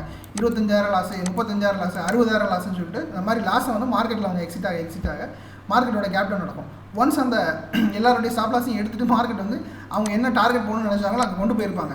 ஆனால் கொண்டு போகிறதுக்கு முன்னாடி ஒரு விளையாட்டு காமிக்கிறாங்க இல்லையா, அதுதான் வந்து பார்த்திங்கன்னா மேனிப்புலேஷன். இதை ஏன் நான் இவ்வளோ டைம் எடுத்து சொல்லிக் கொடுக்குறேன் அப்படின்னா இது ஒரு சின்னதாக 2 கேண்டிலே நம்மளால் வந்து கண்டுபிடிக்க முடியும். அந்த 2 கேண்டில் அப்படிங்கிறது இந்த 2 தான். அதாவது ஃபார் எக்ஸாம்பிள் வந்து பார்த்திங்கன்னா இது ஒரு சப்போர்ட் அப்படின்னா இந்த சப்போர்ட்டில் ஒரு ரெட் கேண்டில் வந்து வரும் சரிங்களா. நம்ம உடனே பேனிக் ஆகி செல் பண்ணணும்னு அவசியம் இல்லை, வெயிட் பண்ணிவிட்டு அடுத்த கேண்டில் எந்த பக்கம் வருது அப்படின்னு பார்க்கணும். இந்த மாதிரி நமக்கு வந்து ஒரு க்ரீன் கேண்டில் வந்துருச்சு அப்படின்னா அது மெனிப்புலேஷன் அப்படின்னு நீங்கள் தாராளமாக எடுத்துக்கலாம். அதாவது வந்திருக்கக்கூடிய ரெட் கேண்டில் பீட் பண்ணி நமக்கு வந்து ஒரு க்ரீன் கேண்டில் பிரிண்ட் ஆகுது, அது இந்த மாதிரி பிரிண்ட் ஆகுதோ இல்லை கேப் அப்பில் பிரிண்ட் ஆகுது, இந்த மாதிரி வந்துச்சு அப்படின்னாலே நமக்கு வந்து பார்த்திங்கன்னா அங்கே மெனிப்புலேஷன் நடந்திருக்கு அப்படிங்கிறத நம்மளால் ஈஸியாக எடுத்துக்க முடியும். இல்லை மெனிப்புலேஷன் இல்லை அப்படின்னா எந்த பக்கம் பிரேக் டவுனோ இல்லை பிரேக் அவுட் ஆகுதோ அந்த பக்கம் சிமிலர் கலர் கொடுத்து மார்க்கெட் வந்து பார்த்திங்கன்னா கண்டினியூஸாக கொடுக்கும். இது இவ்வளோ தான் விஷயம். இப்போ நம்ம ரொம்ப முக்கியமாக ஒரு ரூல் வந்து பார்க்க போகிறோம். இதோட முடியுதான்னு கேட்டிங்கன்னா இல்லை, ஒரு பேஸ்லேயும் நம்ம என்ன பண்ண போகிறோம் அப்படிங்கிறத நம்ம வந்து இனிமேல் தான் பார்க்க போகிறோம். கோல்டன் ரூல்ஸ் வந்து இந்த ரூல்ஸை நோட் பண்ணிக்கோங்க. இப்போ ஃபஸ்ட்டு வந்து பார்த்திங்கன்னா இம்பல்ஸ் ஸ்பேஸ் இருக்குது இல்லையா, அந்த இம்பல்ஸ் ஸ்பேஸில் தான் பை பண்ண போகிறோம். ஓகேவா, ஒரு பேஸ்லையும் என்ன பண்ணணும் பண்ணக்கூடாது இருக்குது. இது வந்து ரொம்ப பேசிக்கான விஷயம். இது தெரிஞ்சிட்டாலே அஸ் அ ட்ரேடராக நம்ம எடுக்கக்கூடிய ட்ரேட்ஸில் நம்மளை தெரியாமல் நடக்கக்கூடிய தப்பு இருக்குது இல்லையா, அது அப்படியே வந்து பார்த்திங்கன்னா 50% வந்து குறைஞ்சிரும். ஓகேவா, ஸோ அதனால் வந்து ஃபஸ்ட்டு நம்ம பார்த்தோம் இல்லையா அந்த இம்பல்ஸ் ஸ்பேஸ் அப்படின்னா இதில் என்ன பண்ணணும் அப்படின்னா ஒன்லி பை மட்டும்தான் பண்ணணும். மார்க்கெட் இம்பல்ஸ் ஸ்பேஸில் தான் இருக்குது அப்படின்னு நம்ம கண்டுபிடிச்சிட்டோம் அப்படின்னா அதில் பை மட்டும்தான் பண்ணணும், வேறு எக்காரணத்தை கொண்டும் செல் பண்ணக்கூடாது. அது என்ன சார் ஸ்டார்டிங் பை அப்படின்னா ரொம்ப சிம்பிளாக சொல்கிறேன். இம்பல்ஸ்னால் என்ன நம்ம இப்போ பார்த்தோம் இல்லையா, இம்பல்ஸ்னால் என்ன, மார்க்கெட் வந்து பார்த்திங்கன்னா ஒரு சப்போர்ட்டில் இருக்குது, மார்க்கெட் ரெசிஸ்டன்ஸ்லேருந்து ஃபால் ஆகுது சரிங்களா. ஃபால் ஆனதுக்கப்புறம் இந்த ஏரியாவில் சைட்வேஸில் மார்க்கெட் வந்து ட்ரேட் ஆகிட்டு இருக்குது. இங்கே வந்து பார்த்திங்கன்னா ஒரு பேக்ஸ் பேட்டர்ன், அதாவது சைட்வேஸ் பேட்டர்ன் மாதிரி போயிட்டு இருக்கும் கரெக்டுங்களா. இது வந்து அக்யூமுலேஷன் பேஸ், இதுக்குள்ளேயே மார்க்கெட் வந்து ட்ரேட் ஆகிறது அக்யூமுலேஷன் பேஸ், சைட்வேஸ் அப்படின்னு வச்சுக்கலாம். ஓகேவா, அப்போ இந்த கரெக்ஷன் பேஸ் இருக்கு இல்லையா, CORRனா கரெக்ஷனு, அக்யூமுலேஷன் அப்படின்னா ACCன்னு போட்டுக்கிறேன் சரிங்களா, அக்யூமுலேஷன். இப்போ மறுபடியும் நமக்கு இம்பல்ஸ் பேஸ் ஆகணும்னா என்ன பண்ணணும் அப்படின்னா மார்க்கெட் வந்து பார்த்திங்கன்னா மேலே போகுது, மேலே நகர ஆரம்பிக்குது, அது பார்த்திங்கன்னா அது வந்து இம்பல்ஸு. இல்லை மார்க்கெட் வந்து கீழே வருது அப்படின்னு பார்த்திங்கன்னா அது வந்து கரெக்ஷன். இவ்வளோ தான் வித்தியாசம் சரிங்களா. இப்போ மார்க்கெட் மேலே போச்சுன்னா நம்ம வந்து பை பண்ண போகிறோம், கீழே வந்துச்சுன்னா செல் பண்ண போகிறோம். அப்போது மார்க்கெட் வந்து பார்த்திங்கன்னா இந்த ஏரியாவில் மேலே வர ஆரம்பிக்குதுன்னு வச்சுக்கோங்க, சைட்வேஸ் முடியுதுன்னு ஒரு எக்ஸாம்பிளுக்கு வச்சுக்கலாம். இங்கேருந்து மார்க்கெட் வந்து மேலே வர தொடங்குது அப்படின்னா இங்கே நம்மளுடைய ரூலில் என்ன சொல்லியிருக்கோம் அப்படின்னா ஸ்டார்டிங் பை அப்படின்னு சொல்லியிருக்கோம். அது என்ன சார் ஸ்டார்டிங் பை அப்படின்னா ஒரு பேஸ் முடிஞ்சு இன்னொரு பேஸ் தொடங்கி அதோட மூவ்மெண்ட் வந்து கொடுக்க ஆரம்பிச்சிடும் கரெக்டுங்களா. அப்படி பார்க்கும்போது நமக்கு இந்த இடத்துல வந்து அக்யூமுலேஷன் பேஸ் அப்படிங்கிறது முடிஞ்சிருச்சு. எங்கே முடியுது, நம்மளுடைய இந்த ஏரியாவில் வந்து முடிஞ்சு மார்க்கெட் வந்து பார்த்திங்கன்னா இமீடியட்டாக அடுத்த பேஸுக்கு ஆரம்பிக்குது. அப்போ இந்த ஏரியாவில் நமக்கு வந்து பார்த்திங்கன்னா இம்பல்ஸ் பேஸ் அப்படிங்கிறது தொடங்கிடுச்சு. ஓகேவா, அப்போது இது ஏன் வந்து ஸ்டார்டிங்லேயே பை பண்ணணும்னு சொல்கிறேன்னா இப்போ மார்க்கெட் இங்கேருந்து ஆரம்பிச்சிச்சுன்னா நம்மளால் வந்து டார்கெட் ஐடென்டிஃபை பண்ண முடியும். டார்கெட்னா என்ன, மார்க்கெட் எங்கேருந்து கரெக்ஷன் ஆச்சோ அது ஒரு எக்ஸாம்பிளுக்கு நம்ம வந்து டார்கெட்னு எடுப்போம் சரிங்களா. இப்போ மார்க்கெட் வந்து இங்கே வரைக்கும் போகிறதுக்கு வாய்ப்பு இருக்குது, நம்ம வந்து அனலைஸ் பண்ணுறோம் அப்படின்னா இங்கே என்ட்ரி கொடுத்தா தான் இவ்வளோ பாயிண்ட்ஸை நம்மளால் வந்து கேப்சர் பண்ண முடியும். ஓகேவா, இப்போ மார்க்கெட் இன்னும் 7% ஏழ போகுதுன்னா இங்கே என்ட்ரி கொடுத்தா தான் அந்த 7% நம்ம வந்து அட்டைன் முடியும். அதை விட்டுட்டு நம்ம வந்து தப்பு பண்ணிட்டோம்னு வைங்க. தப்புனா என்ன, இங்கே வந்து என்ட்ரி கொடுக்கல, மார்க்கெட்டு நம்மளை வந்து நம்ம கவனிக்கலை, அல்லது மார்க்கெட் நம்ம வந்து ரொம்ப அக்ரெசிவாக மூவ் ஆயிடுச்சு, நமக்கு வாய்ப்பு கொடுக்காம மூவ் ஆயிடுச்சு.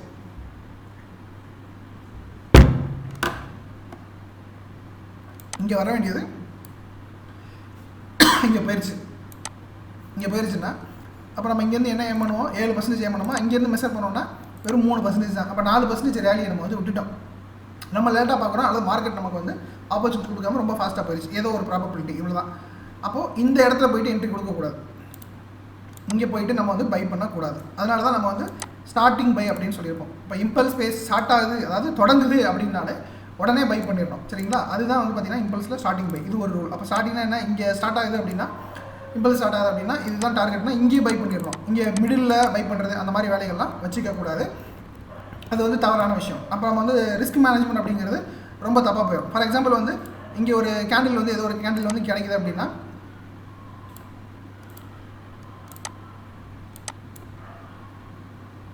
இப்படி வைக்கலாம், நம்மளால் ரிஸ்க் ரிவார்டை வந்து இப்படி வைக்கலாம். மார்க்கெட் வந்து பார்த்திங்கன்னா கீழே வந்து இந்த மாதிரி ஒரு பிரேக் அவுட் கிடைக்குதுன்னு வச்சுக்கலாம். ஒரு 1.5% வந்து நம்ம வந்து ஸ்டாப் லாஸாக வைக்கலாம், கிடைக்கக்கூடிய டார்கெட் வந்து 6.5% வைக்கலாம். அதாவது நம்ம வந்து எவ்வளோ ரிஸ்க் எடுக்கிறோமோ அதோட மல்டிபிள் டைம்ஸ் வந்து நம்மளுடைய ரிவார்டு வந்து எதிர்பார்க்கலாம். இதுவே மார்க்கெட் நம்ம வந்து ரொம்ப தூரம் போயிடுச்சுப்பா, இவ்வளோ தூரம் போயிடுச்சுப்பா அப்படின்னா அங்கே போயிட்டு என்ட்ரி எடுத்தோம் அப்படின்னா நமக்கு மார்க்கெட் வந்து ரிட்டர்ன் வரதுக்கு வாய்ப்பு இருக்குது. மறுபடியும் அவங்களுடைய ஆர்டர் கலெக்ஷனுக்கு நமக்கு திருப்பி வரும். அது ஏன் வரும் அப்படிங்கிறத நம்ம அடுத்தடுத்து நம்மளுடைய 4th டே கிளாஸ் பார்க்கும்போது உங்களுக்கு ஈஸியாக புரியும்.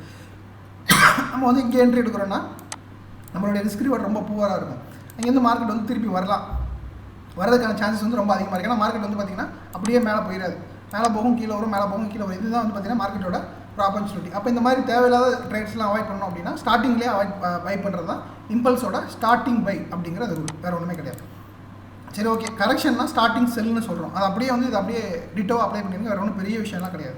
ஃபார் எக்ஸாம்பிள் மார்க்கெட் வந்து பார்த்திங்கன்னா இந்த மாதிரி மார்க்கெட் மேலே போகலை, என்ன நடக்குது அப்படின்னா இந்த ஏரியா வந்தோடனே மார்க்கெட் வந்து பார்த்திங்கன்னா ஒரு கண்டினியூஸாக வந்து சைட்வேஸ்லேயே மார்க்கெட் வந்து போயிட்டே இருக்குது. பையர்ஸும் வரல, செல்லர்ஸும் வரல, அதாவது புதுசாக யாரும் பெருசாக வரல, ரொம்ப நாளாக சண்டை போடுறாங்க. பையர்ஸ் வந்து ஒரு கட்டத்தில் இல்லை இந்த ஸ்டாக் வந்து தேராது அப்படின்னு சொல்லிட்டு இந்த ஸ்டாக் வந்து வெளியில் போயிடுறாங்க. டப்புன்னு வந்து அவங்க வெளியில் போயிடுறாங்க அப்படின்னா இமீடியட்டாக பையர்ஸ் வெளியில் போயிட்டாங்கன்னா ஆட்டோமேட்டிக்காக இந்த ஸ்டாக்கை கண்ட்ரோல் எடுக்கக்கூடிய ஆளுங்க அப்படின்னு பார்த்தீங்கன்னா செல்லர்ஸ் தான். அப்போ மார்க்கெட்டில் கரெக்ஷன் அப்படிங்கிறது இந்த இடத்துல வந்து ஸ்டார்ட் ஆகிடும், மார்க்கெட் வந்து ஃபாலோ ஆக ஆரம்பிக்கும். அது வந்து டெக்னிக்கலாக நம்ம சேனலில் பார்க்கும்போது தெரியும். இங்கேருந்து ஃபாலோ ஆக ஆரம்பிக்குது அப்படின்னா செல் அப்படிங்கிறது, கரெக்ஷன் அப்படிங்கிறது இங்கே ஆரம்பிச்சிருச்சு. நம்மளுடைய ரூல் என்ன, கரெக்ஷன்னா என்ன, ஸ்டார்டிங்லேயே வந்து செல் பண்ணிடணும். அது செல் அப்படின்னாலே நம்ம வந்து புட்டை வந்து பை பண்ணலாம், ஃபியூச்சர் வந்து செல் பண்ணலாம், இல்லை கால் ஆப்ஷனை செல் பண்ணலாம், இது எல்லாமே செல்லில் தான் வரும். ஈக்விட்டியில் இருக்கீங்க அப்படின்னா இன்ட்ராடேயில் செல் பண்ணலாம், இந்த மாதிரி நிறைய விஷயங்கள்லாம் இருக்குது. கமாடிட்டிலாம் நம்ம வந்து எஃப்என்டோவில் தான் செல் பண்ண முடியும், ஃபியூச்சர்ஸில் செல் பண்ண முடியும். நம்ம வந்து டேரெக்டாக ஸ்டாக்ஸில் ட்ரேட் பண்ணும்போது ஃபியூச்சர்ஸை செல் பண்ணலாம், புட் ஆப்ஷன் பை பண்ணலாம், அந்த மாதிரி விஷயங்கள்லாம் பண்ணலாம் இல்லையா? இவ்வளோ தான் அந்த விஷயம். அப்போ கரெக்ஷன் ஆரம்பிச்சாச்சு அப்படின்னா மார்க்கெட் வந்து அடுத்து எவ்வளோ தூரம் போகும்னு நம்ம வந்து ஏம் பண்ணுறோம்னு வச்சுக்கோங்க. ஒரு எக்ஸாம்பிளுக்காக சொல்கிறேன், மார்க்கெட் வந்து அடுத்து இவ்வளோ தூரம் ஃபாலோ ஆகும் நம்ம வந்து எடுத்துக்கலாம். இங்கேயே நம்ம வந்து செல் பண்ணால் தான் மார்க்கெட் வந்து கீழே வர நம்மளுடைய ப்ராஃபிட்டபிலிட்டி அப்படிங்கிறது அதிகரிக்கும். இன்கேஸ் நம்ம வந்து இந்த இடத்துல கவனிக்கல, மார்க்கெட் வந்து கீழே வரும்போது இங்கே தான் நான் வந்து கவனிக்கிறேன் அப்படின்னா உங்களுக்கு இமீடியட்டாக அடுத்த டார்கெட் வந்துச்சு அப்படின்னா இங்கே பை பண்ணுறது நமக்கு பூவர் ரிஸ்க் மேனேஜ்மெண்ட் அப்படி கொண்டு வரும். அதாவது சரியான ஒரு இடமா இருக்காது. ஃபார் எக்ஸாம்பிள் வந்து சென்னையிலேருந்து கோவாவில் ஒரு ட்ரெயின் போகிறோம் அப்படின்னா அந்த ட்ரெயின் வந்து பார்த்திங்கன்னா டிஃப்ரெண்ட் ஸ்டேட்ஸை கிராஸ் பண்ணி தான் போகும். அப்போ நம்ம ஏற வேண்டிய இடங்கிறது சென்னை தான். அது ஆந்திர பிரதேஷ் தெலங்கானான்னு தாண்டி ஒரு மகாராஷ்டிராவில் என்ட்ரு ஆகும்போது அங்கே போய் ஏறலாமான்னா அது வந்து ரெண்டாவது வேலை, நம்ம வந்து தேவையில்லாத வேலை தானே சொல்லுவோம். சென்னையில் ஒரு ட்ரெயின் கிளம்புது அப்படின்னா சென்னையில் தானே ஏறணும். அந்த ட்ரெயின் 2 ஸ்டேட்டை தாண்டி இன்னும் 3வது ஒரு ஸ்டேட்டுக்குள்ளே என்ட்ரு ஆகும்போது அங்கேருந்து நீங்கள் மகாராஷ்டிரா வரைக்கும் போயிருப்பீங்க, அதாவது பின்னாடியே போயிருப்பீங்க. பை பண்ணுறது ஒன்று தான். அந்த ஸ்டாக்கை விட்டுட்டு அடுத்த ட்ரெயின் சென்னையிலேருந்து எப்போ கிளம்புதோ அதுக்கு பின்னாடி போகிறது ஒன்று தான். ஸோ ரெண்டுமே வந்து பார்த்திங்கன்னா டிஃப்ரென்ஸ் இருக்குது. அப்போது லேட் என்ட்ரி கொடுக்குறது வந்து பார்த்திங்கன்னா 2 விதமான ஆபத்தை ஏற்படுத்தும். மார்க்கெட்டிங் கேஸ் ரிவர்ஸ் ஆச்சுன்னா உங்களுடைய லாஸ் அப்படிங்கிறது அதிகமாகும். அதுக்கப்புறம் வந்து பார்த்திங்கன்னா அந்த லாஸை நீங்கள் பெட் பண்ணுறீங்க இல்லையா, அதுக்கான ப்ராஃபிட் அப்படிங்கிறது உங்களுக்கு கிடைக்காது. அதை நீங்கள் அவாய்ட் பண்ணணும் அப்படின்னா கரெக்டான பேச ஆரம்பிக்கும் போது இயர்லியாகவே வந்து என்ட்ரி எடுத்துடணும். கரெக்ஷன் பேச ஆரம்பிக்குதா ஸ்டார்டிங்லேயே செல் பண்ணிடணும். இம்பல்ஸ் பேஸ் மார்க்கெட் மேலே நோக்கி நகர ஆரம்பிக்குதா முன்னாடி வந்து பை பண்ணிட்டோம். எக்காரணத்தை கொண்டும் மிடில் பை பண்ணுறது, டாப்பில் போய் பை பண்ணுறது, அந்த மாதிரி விஷயங்கள்லாம் பண்ணக்கூடாது. சரி, ஓகே. இப்போ ரொம்ப முக்கியமாக அக்யூமுலேஷன் அப்படின்னு ஒரு பேஸ் நம்ம பார்த்துருக்கோம், சைடு வேஸ் நம்ம வந்து பார்த்தோம் இல்லையா. இதில் வந்து நம்ம என்ன பண்ணணும் அப்படிங்கிறத பார்க்க போகிறோம். ஏன்னா இது நிறைய பேருக்கு தெரியறதில்லை. அது தெரிஞ்சாலே நம்ம வந்து அந்த தேவையில்லாத ஒரு ஸ்டாக்கை நான் வந்து ரொம்ப நாளாக வாங்கிட்டேன் சார், வாங்கிட்டு அந்த ஸ்டாக்கு மேலேயும் போக மாட்டேங்குது, கீழேயும் போக மாட்டேங்குது. அதாவது நிஃப்டியில் நான் அது ஒரு ட்ரேட் எடுத்துட்டேன், அது ரொம்ப நேரமாக ஒரே இடத்துல இருக்குது, லாஸும் வரல ப்ராஃபிட்டும் வரல, ஒரு மாதிரி சைட்லேயே போயிட்டுருக்கு அப்படின்னு நம்ம வந்து நிறைய பேர் சொல்லி கேட்டிருப்போம். அல்லது அந்த எக்ஸ்பீரியன்ஸ் நமக்கே கூட பர்சனலாக நடந்திருக்கும். அது ஏன் நடக்குது அப்படின்னா, அந்த சைட்வேஸ் இருக்குல்ல, அக்யூமுலேஷன் இருக்கு இல்லையா, இதுக்கான டெக்னிக்கல் ரீசன் வந்து ஃபண்டமெண்டல் ரீசன் வந்து நான் என்ன சொல்லியிருந்தேன் அப்படின்னா, மார்க்கெட் மேலே போகிறதுக்கோ கீழே போகிறதுக்கோ தயாராகிட்டு இருக்கு, ரெடி ஆகிட்டு இருக்கு. அப்போ நம்ம ஸ்விங் ட்ரேடிங் கான்செப்ட்டில் daily time frame, weekly time frame தான் நம்ம வந்து அனாலிசிஸே பண்ண சொல்லியிருக்கேன், சரிங்களா? அப்படி பண்ணும்பொழுது நீங்கள் இந்த ஏரியாவில் என்ட்ரி கொடுத்தீங்க அப்படின்னா, அக்யூமுலேஷனில் நீங்கள் வந்து என்ட்ரி கொடுத்தீங்க அப்படின்னா ரொம்ப கால அளவுக்கு வெயிட் பண்ணுற மாதிரி ஆயிரும். அப்போ நான் வந்து இங்கே என்ன சொல்லியிருப்பேன் அப்படின்னா, அவாய்ட் பை அப்படின்னா நீங்கள் வந்து பொசிஷனை வந்து என்ட்ரி கொடுக்குறத தவிருங்க. அப்படி இல்லையா, இல்லை சார் நான் வந்து தெரியாமல் என்ட்ரி கொடுத்துட்டேன் அப்படின்னா நீங்கள் வெயிட் பண்ணுறதுக்கு ரெடியாக இருந்தால் ஹோல்ட் பண்ணுங்கள், இல்லைனா எக்ஸிட் பண்ணிடுங்க, ஒன்றும் பிரச்சனை இல்லை. வெயிட் பண்ணுறதுனா என்ன அப்படின்னா, இந்த அக்யூமுலேஷன் அப்படிங்கிறது ஒரு ஸ்டாக்கோட கேரக்டருக்கு ஏற்ற மாதிரி ஒரு வாரத்துலேருந்து 1 மாதம், 3 மாதம், 1 வருஷம் வரைக்கும் கூட நடக்கும். ஃபார் எக்ஸாம்பிள் வந்து நல்ல ஒரு ஸ்டாண்டர்டான ஸ்டாக்காக இருந்ததுன்னு வச்சுக்கோங்க, நிஃப்டி 50 ஒரு ஸ்டாக் இருந்தது அப்படின்னா மேக்ஸிமம் ஒரு 2 மாதம் வரைக்கும் கூட இந்த மாதிரி சைட்லேயே போகிறதுக்கு வாய்ப்பு இருக்குது. இல்லை ஒரு நிஃப்டி 200 அந்த மாதிரி ஸ்டாக்ஸ்லாம் போயிட்டிங்கன்னா 6 மாதம், 1 வருஷம் வரைக்கும் கூட இந்த மாதிரி ஸ்டாக்ஸ் வந்து மேலேயும் போகாமல் கீழேயும் போகாமல் சைட்லேயே போகும். அப்போது இந்த மாதிரி நம்ம வந்து அக்யூமுலேஷனில் முன்னாடியே நம்ம வந்து என்ட்ரு ஆகிட்டோம் அப்படின்னா, அக்யூமுலேஷன் எப்படி கண்டுபிடிப்போம், நம்ம மார்க்கெட் வந்து மேலேயும் கீழேயும் வந்து பார்த்திங்கன்னா மாறி போயிட்டு இருக்கும். முன்னாடியே நம்ம போய் கம்மியான ஒரு ப்ராஃபிட் வருது அப்படின்னா எக்ஸிட் பண்ணிடலாம். கம்மி ப்ராஃபிட்னா என்ன, அதுக்குள்ளேயே வந்து பார்த்திங்கன்னா மார்க்கெட் மேலேயும் கீழேயும் போயிட்டு இருக்கும். மேலேயும் கீழேனா என்னன்னா இப்போ காட்டுறேன் நான்,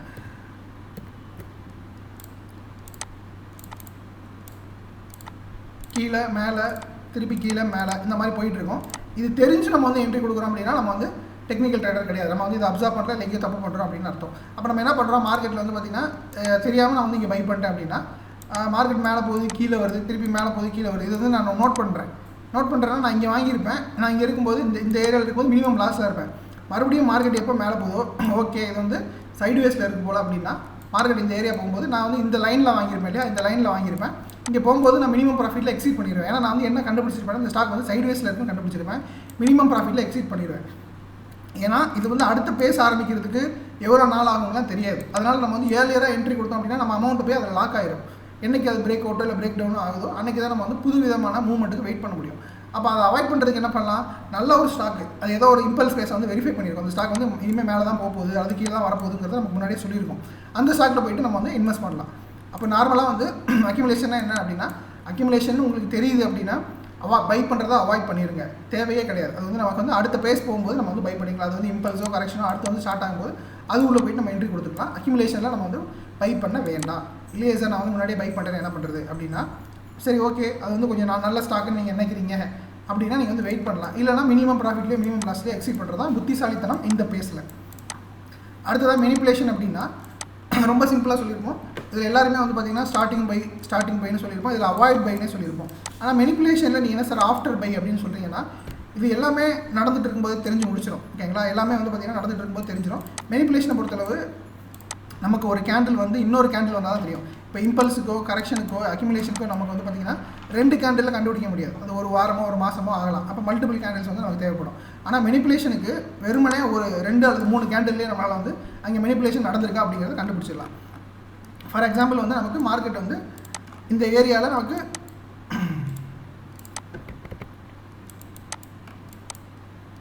இங்கே தான் மெனிப்புலேஷன் நடந்திருக்கு நான் உங்களுக்கு காமிச்சது.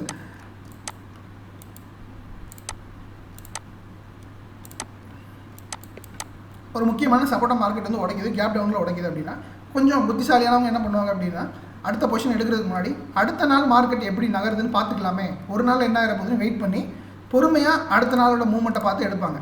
அப்போ நமக்கு வந்து இந்த கேண்டில் க்ரீன் கேண்டில் இங்கே வந்ததுனால இது மெனிப்புலேஷன் அப்படிங்கிறது உறுதியாகுது.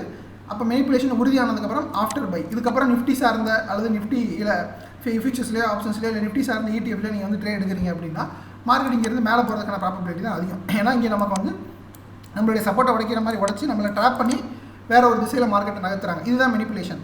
இல்லை நான் வந்து கன்ஃபார்ம் பண்ணல அப்படின்னா இந்த கேண்டிலுக்கு முன்னாடியே ஃபார் எக்ஸாம்பிள் வந்து இந்த ரெட் கேண்டிலே நான் வந்து பெரிய பொசிஷன் எடுத்து வச்சுட்டு நான் வந்து புட் சைடுக்கான பொசிஷன் எடுத்து வச்சுட்டு உட்காந்துருக்கேன் அப்படின்னா மறுநாள் ஒரு கேண்டில் ஓப்பன் ஆகும்போது என்னுடைய லாஸ் அப்படிங்கிறது ரொம்ப ஹியூஜாக இருக்கும். ஓகேவா, அதை தவிர்க்கிறதுக்கு தான் மெனிப்புலேஷன் நடந்துச்சு அப்படின்னா அது முடிஞ்சதுக்கப்புறமா நம்ம வந்து பை அல்லது செல் வந்து நம்ம பண்ணுறோம். ஓகேவா, கீழே நடந்தது இந்த மாதிரி ஒரு மெனிப்புலேஷன் வந்து டவுன் சைடு நடக்குது அப்படின்னா மார்க்கெட் வந்து பை ஆகும். இதுவே மேல் நோக்கி நடக்குது அப்படின்னா அந்த மார்க்கெட் வந்து செல் ஆகும். இவ்வளோ தான் விஷயம். ஸோ மேல் நோக்கி ஏதாவது நடந்துருக்கான்னு பார்க்கலாம். பட் காமனாக சுச்சுவேஷன் வந்து இதுதான். இதில் வந்து பெரிய மாற்றங்கள் அப்படிங்கிறதெல்லாம் எதுவுமே இருக்காது. சரிங்களா?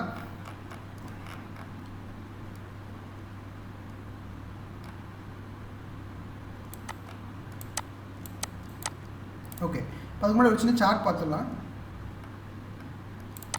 ரொம்ப சிம்பிளாக இது நம்ம லைவ் சார்ட்டில் நம்ம வந்து அடுத்தடுத்து நம்ம பார்க்க போகிறோம். ஏன்னா ஒரு ஸ்டாக்கை நம்ம அனலைஸ் பண்ணும்போது நமக்கு வந்து அது தெரியணும் இல்லையா? தெரிஞ்சால் தான் நம்மளால் வந்து அடுத்த மூவ்மெண்ட்டுக்கே போக முடியும். ஸோ மார்க்கெட் வந்து பார்த்திங்கன்னா இந்த ரெட் கலரில் ஒரு லைன் போகுது இல்லையா? அது வந்து பார்த்திங்கன்னா ஒரு ரெசிஸ்டன்ஸு. இந்த ரெசிஸ்டன்ஸை நோக்கி மார்க்கெட் வந்து மேலே நோக்கி நகருது. ஓகேவா? இது வந்து கீ லெவல் அப்படிங்கிறது ஒரு ரெசிஸ்டன்ஸ்னு வச்சுக்கலாம். ரவுண்ட் நம்பர், ஏதோ ஒரு ரவுண்ட் நம்பர். அங்கே வந்தோடனே மார்க்கெட் வந்து ஆட்டோமேட்டிக்காக ரியாக்ட் ஆகும். அங்கே வந்து மார்க்கெட் கொஞ்சம் வந்து ஃபாலோ ஆகும். இந்த ஃபாலோ ஆனதுக்கப்புறமா இதை தான் நம்ம வந்து பார்த்திங்கன்னா கரெக்ஷன் அப்படின்னு சொல்லுவோம். ஓகேவா? கரெக்ஷன்னா என்ன? நிறைய பேர் கரெக்ஷனுக்கும் கிராஷுக்கும் வித்தியாசம் தெரியாமல் இருக்காங்க.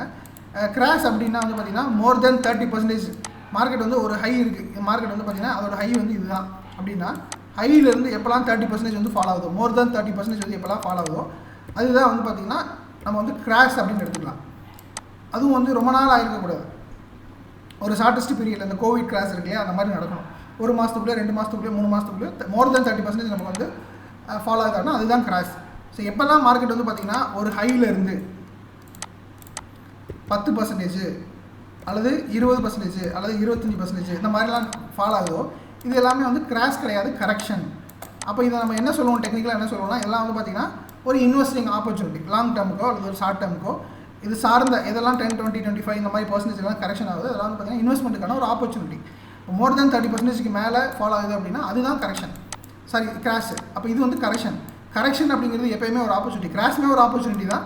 ஆனால் அந்த கிராஷ் வந்து எதனால் நடக்குது, எந்த பங்குகளில் நடக்குதுன்னு பார்த்து தான் முடிவெடுக்க முடியும். ஆனால் ஒரு சாலிடான ஒரு ஃபண்டமெண்டலான ஒரு நிஃப்டி, பேங்க் நிஃப்டி இந்த மாதிரி இடத்துலலாம் வந்து 10, 20 இந்த மாதிரி பர்சன்டேஜ்லாம் கிராக் ஆகுது, கரெக்ஷன் ஆகுது அப்படின்னா இதெல்லாம் நமக்கு வந்து பார்த்திங்கன்னா ஒரு இன்வெஸ்ட்மெண்ட் ஆப்பர்ச்சுனிட்டி. ஓகேவா? இது வந்து புரிஞ்சுக்கோங்க. கிராஷ்னா என்ன, கரெக்ஷன்னா என்ன, இதை மட்டும் கொஞ்சம் புரிஞ்சுக்கோங்க. இவ்வளோ தான் விஷயம். அப்போ மார்க்கெட் வந்து ஒரு கீ லெவலை தொட்ட உடனே அங்கே வந்து ஒரு சின்னதாக கரெக்ஷன் வருது.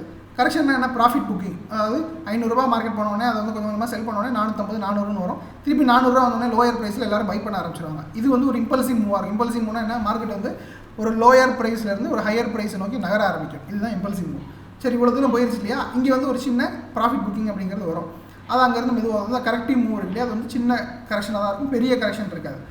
ஓகேவா? அந்த மாதிரி வந்துச்சுன்னா அது வந்து பார்த்திங்கன்னா கரெக்ஷன். மறுபடியும் மார்க்கெட் வந்து இம்பல்ஸ் ஆகிருக்கும். சரிங்களா? அக்யூமுலேஷன்னா என்ன அப்படின்னா, மார்க்கெட் வந்து மேலே வந்து கீழே ஃபாலோ ஆகிடுச்சு. ஃபாலோ ஆனதுக்கப்புறமா மேலே போகுதா கீழே போகுதான்னு தெரியாமல் ஒரு மாதிரி சைட்வேஸ்லேயே போயிட்டுருக்கோம். இதுதான் வந்து பார்த்திங்கன்னா அக்யூமுலேஷன், வேறு ஒன்றுமே கிடையாது. மெனிப்புலேஷன் அப்படின்னா நம்ம பிக்டோரியலாக நான் சொல்கிறது, இங்கே மார்க்கெட் வந்து பார்த்திங்கன்னா இது வந்து கீழேருந்து மேலே போயிருக்கல, அது வந்து பார்த்திங்கன்னா ஒரு இம்பல்சிவ் மூவ். இந்த இம்பல்சிவ் மூவ்க்கு அப்புறமா மார்க்கெட் வந்து பார்த்திங்கன்னா இது வந்து அக்யூமுலேஷனில் போயிருக்கும். அக்யூமுலேஷனாக என்ன, சைட்வேஸ்லேயே போயிருக்கும். சைட்வேஸில் இங்கே நீங்கள் ரொம்ப உத்து பார்த்தீங்கன்னா தெரியும், இந்த ஏரியாவில் ஒரு க்ரீன் கேண்டில் மாதிரி வந்திருக்கும். அந்த ஏரியாவில் ஒரு க்ரீன் கேண்டில் மேலே போகிற மாதிரி காமிச்சிருப்பாங்க. அதாவது மார்க்கெட் மேல் நோக்கி நகர்ற மாதிரி ஒரு பிரேக் அவுட் வந்திருக்கும். இம்மீடியட்டாக அந்த கேண்டிலை லோயர் பிரேக் பண்ணி நமக்கு வந்து ஒரு ஸ்டாப் லாஸ் கண்டாயிருக்கும். அந்த கேண்டில் வந்து பார்த்திங்கன்னா ஆப்போசிட் சைடில் இருக்கும். அப்போ அந்த ஸ்டாப் லாஸ் மெனிப்புலேஷன் அப்படிங்கிறது அப் சைடில் நடந்ததுக்கப்புறமா மார்க்கெட் வந்து பார்த்திங்கன்னா கண்டினியூஸாக கீழே ஃபாலோ ஆயிருக்கும். ஸோ இதுதான் வந்து பார்த்திங்கன்னா மெனிப்புலேஷன். வரணும் கிடையாது, டெக்னிக்கலாக இதுதான் மெனிப்புலேஷன். சரிங்களா? ஸோ இதெல்லாம் வந்து நம்ம ரூல்ஸ், இந்த ரூல்ஸ் தெரிஞ்சால் தான் நம்ம டெக்னிக்கலாக ஒரு சார்ட்டில் போயிட்டு நம்மளால் வந்து அப்ளை பண்ணவே முடியும். அப்போ நான் சிம்பிளாக நான் உங்களுக்கு நிஃப்டியில் இப்போ நம்மளுடைய இதை வந்து அனலைஸ் பண்ணி காட்டவா? வீக்லி டைம் ஃப்ரேமில் நான் உங்களுக்கு வந்து அனலைஸ் பண்ணி காட்டுறேன். என்ன டைம் ஃப்ரேம் வேணாலும் பண்ணலாம், பட் வீக்லி டைம் ஃப்ரேம் அப்படிங்கிறது உங்களுக்கு இன்னும் கொஞ்சம் நல்ல ஒரு டெம்ப்டிங்காக இருக்கும். பார்த்தோன்னே ஈஸியாக புரியும். டெய்லி டைம் ஃப்ரேம்னா கொஞ்சம் எப்படி சொல்கிறது, புரியுறது கொஞ்சம் டைம் எடுக்கும், அவ்வளோதான். சரி, இருந்தாலும் நான் டெய்லி டைம் ஃப்ரேமே பண்ணிடுறேன் உங்களுக்கு. ஸோ லாஸ்ட் ஒரு 1 இயர் மூவ்மெண்ட் வந்து எடுத்துக்கலாம். சரிங்களா?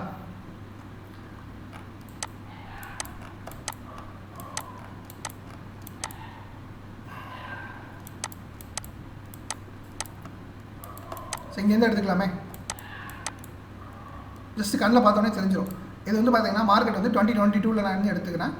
இது வரைக்கும் வந்து பார்த்திங்கன்னா மார்க்கெட் வந்து ஒரு ஹை வரைக்கும் வந்திருக்கு. சரிங்களா? அங்கேருந்து ஒரு கரெக்ஷன் வந்திருக்கு. கரெக்ஷன்னா என்ன சொல்லியிருக்கேன் உங்களுக்கு, 10%, 20, 25 இந்த மாதிரி வந்து ஒரு ஸ்மாலஸ்ட் மூவ் நடக்குதுன்னா அது வந்து கரெக்ஷன் அர்த்தம். அதாவது ஒரு இன்வெஸ்டராக நீங்கள் உங்களுடைய என்ட்ரி ஆப்பர்ச்சுனிட்டி கொடுத்ததுக்கு மார்க்கெட் உருவாக்கி தரக்கூடிய ஒரு வாய்ப்பு. சரிங்களா? அது கரெக்ஷன். ஓகே, வந்து எப்படி அனலைஸ் பண்ணலாம்னா ஜஸ்ட் ஒரு ட்ரெண்ட் லைன் மாதிரி போட்டுக்கலாம். இங்கேருந்து மார்க்கெட் வந்து பார்த்திங்கன்னா ஒரு ட்ரெண்ட் லைன் ஃபார்ம் பண்ணுது. இது வந்து கரெக்ஷன் பேஸ். டெக்னிக்கலாக சொல்லணும்னா இது வந்து பார்த்திங்கன்னா கரெக்ஷன் பேஸ் இல்லையா?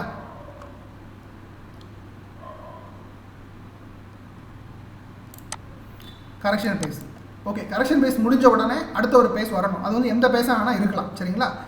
அப்போ இப்போ கரெக்ஷன் பேஸ் எங்கே முடியுது அப்படின்னு பார்த்தீங்கன்னா இந்த ஏரியாவில் முடியுது. டெக்னிக்கலாக ஒரு பிரேக் அவுட் நடக்குது. இந்த ட்ரெண்ட் லைன் எப்படி யூஸ் பண்ணுறது, இந்த மாதிரி சப்போர்ட் ரெசிஸ்டன்ஸ்லாம் எப்படி நீங்கள் யூஸ் பண்ணணும், அதில் இருக்கக்கூடிய டெக்னிக்ஸ் என்ன, அதில் இருக்கக்கூடிய மெத்தடாலஜிஸ் என்ன, அதெல்லாம் வந்து நம்ம நாளைக்கு கிளியராக பார்ப்போம்.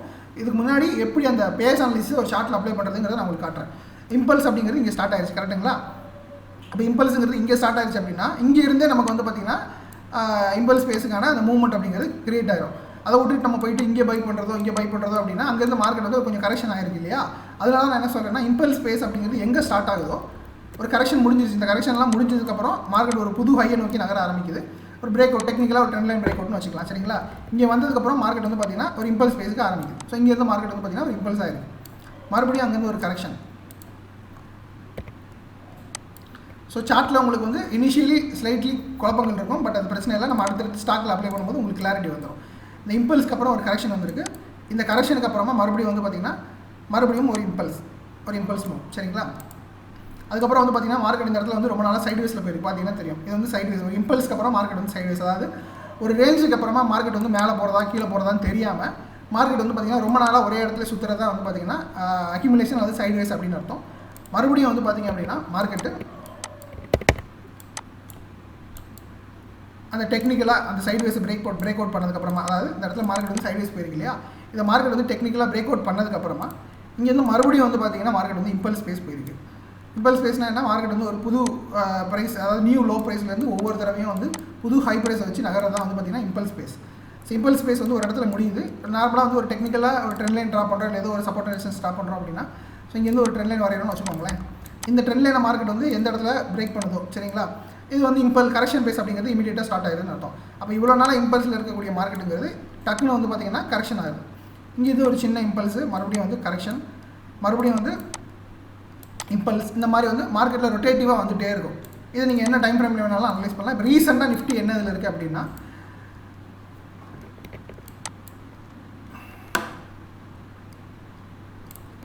ஸோ இங்கேருந்து மார்க்கெட் வந்து பார்த்திங்கன்னா இம்பல்ஸ் ஆகிருக்கு.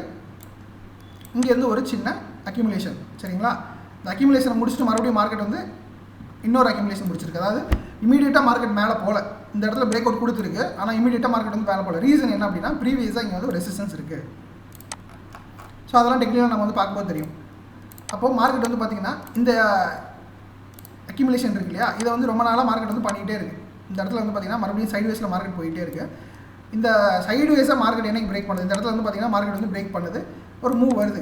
இந்த மூவெல்லாம் வந்து பார்த்திங்கன்னா நியூஸ் பேஸ்டு மூவ். நல்லா தெரியும். அந்த டேக்ஸ் அப்டேட் கொடுத்தாங்க. அதாவது இனிமேல் வந்து இந்தியாவுக்கு நாங்கள் வந்து பெருசாக டேக்ஸ் வந்து இம்போர்ட் பண்ண போகிறது கிடையாது அப்படிங்கிறத அவங்க சொல்கிறாங்க. அப்போ மார்க்கெட் வந்து பார்த்திங்கன்னா மறுபடியும் அந்த கரெக்ஷன் பேஸை மறுபடியும் ட்ரிகர் பண்ணுது. மார்க்கெட் இவ்வளோ நாளாக சைட்வேஸில் இருக்குது. அந்த சைட்வேஸை மார்க்கெட் என்றைக்கு வந்து பிரேக் பண்ணுதோ அன்றைக்கி ஒரு செயின் ஆஃப் ஃபால். சரிங்களா? அப்போ இது கரெக்ஷன் இல்லையா சார்னா இது கரெக்ஷன் தான். ஆனால் நமக்கான இமீடியட் டார்கெட் என்னவோ அதை கொடுத்துட்டு தான் மார்க்கெட் வந்து ரிவர்ஸ் ஆகிருக்கு. ஃபார் எக்ஸாம்பிள் வந்து இங்கே மார்க்கெட் வந்து பிரேக் ஆகுது அப்படின்னா இதுதான் வந்து பார்த்திங்கன்னா இமீடியட் சப்போர்ட். அப்போ இமீடியட் சப்போர்ட்டை வந்து மார்க்கெட் வந்து இமீடியட்டாக அந்த டார்கெட்டை கம்ப்ளீட் பண்ணிடுச்சு. பண்ணதுக்கப்புறமா, அதாவது இந்த பிரேக் அவுட் இந்த இம்பல்ஸ் பேஸ் முடியுது இல்லையா, சாரி இந்த அக்யூமுலேஷன் பேஸ் முடிஞ்சதுக்கப்புறம் டக்குன்னு மார்க்கெட் கீழே வந்து அந்த கரெக்ஷனை முடிச்சுட்டு மார்க்கெட் வந்து இமீடியட்டாக இந்த மாதிரி இது வந்து ரொம்ப நான் சொன்னேன் ரொம்ப ரேராக நடக்கும். ஒரு வருஷத்துக்கு ஒரு தடவையோ 2 தடவையோ நியூஸ் பேஸ்டு ட்ரிவன் வந்து இப்படி தான் நடக்கும். அப்போ மார்க்கெட் வந்து மறுபடியும் அந்த கரெக்ஷன் பேஸ்லேருந்து மார்க்கெட் வெளியே வருது. இந்த அக்யூமுலேஷன் பேஸ்லேருந்து மார்க்கெட் வந்து மறுபடியும் என்னைக்கு வந்து டெக்னிக்கலாக பிரேக் அவுட் வந்து கொடுக்குது. அதாவது வீக்லியில் நீங்கள் பார்க்கும்போது கிளியராக தெரியும். இந்த பெரிய கேண்டில் வரும்போது மறுபடியும் வந்து அந்த கரெக்ஷன் அப்படிங்கிறது ட்ரிகர் ஆகுது. ஓகேவா? அப்போ ரொம்ப சிம்பிளாக சொல்லணும் அப்படின்னா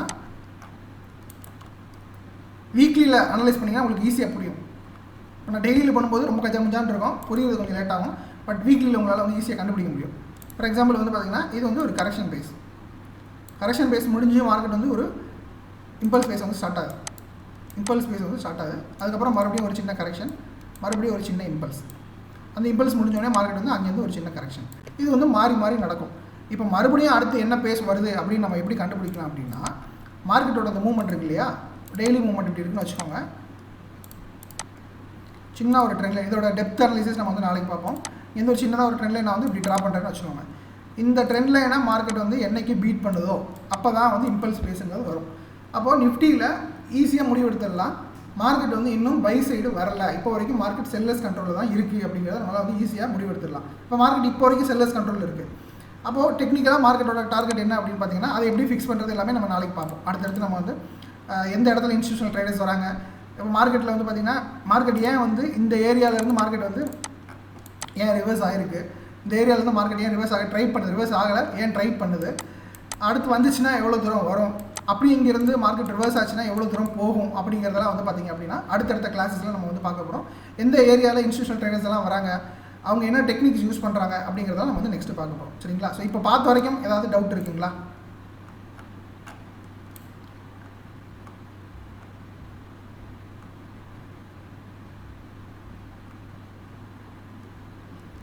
நம்ம பார்த்துருக்கோம் நிறைய விஷயங்கள் வந்து புதுசாக பார்த்துருப்போம். என்ன பார்த்துருப்போம்னா இது வந்து ஏன் நான் இவ்வளோ பேஸாக ஒரு கிளாஸ் ஃபுல்லாக எடுக்கிறேன் அப்படின்னா நெக்ஸ்ட் வரக்கூடிய எல்லா நாளுமே இனிமேல் நீங்கள் அப்ளை பண்ணக்கூடிய எல்லாமே வந்து பார்த்தீங்கன்னா இதை தான் அப்ளை பண்ண போகிறீங்களே, விசுவலாகவும் சரி, இன்னும் எப்படி சொல்கிறது, ஒரு திடீர்னு ஒரு சார்ட் ஓப்பன் பண்ணுறீங்க அப்படின்னா டக்குன்னு நம்ம பார்த்த உடனே தெரியணும் அப்படின்னா இந்த அனலிசிஸ் யூஸ் பண்ண மட்டும் தான் நம்மளால் வந்து ஈஸியாக பார்க்க முடியும். மேபி இன்றைக்கி டே 2 அப்படிங்கிறதுனால உங்களுக்கு ஒரு சின்ன கிளாரிட்டி கிடச்சிருக்கும். மேபி அதில் ஒரு கன்ஃபியூஷன்ஸ் இருக்கும். ஆனால் கன்ஃபியூஷன்ங்கிறது பெரிய விஷயம் கிடையாது. கிளாஸ் அடுத்தடுத்து நகர இது எப்படி வந்து நம்ம தனித்தனியாக நம்ம வந்து அப்ளை பண்ணுறோம் அப்படிங்கிறது உங்களுக்கு ஈஸியாக புரிஞ்சிடும். சரிங்களா? ஸோ அதனால் வந்து இன்றைக்கி ஏதாவது குழப்பங்கள் இருந்துச்சுன்னா அதை பெருசாக எடுத்துக்க வேண்டாம். அந்த குழப்பங்களுக்கு ஏதாவது டவுட் இருந்துச்சுன்னா அதை நீங்கள் கேட்கலாம்.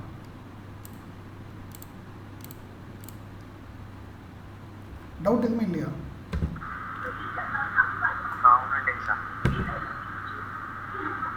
சொல்லுங்கள் சார். இல்லை சார், இல்லை சார், நீங்கள் சொல்கிற மாதிரி தான் சார். ஃபஸ்ட்டு கொஞ்சம் சின்ன குழப்பங்கள் இருக்குது. இன்னும் அடுத்தடுத்த கிளாஸ் போயிட்டு இன்னும் கொஞ்சம் கிளாரிட்டி கிடைக்கும்.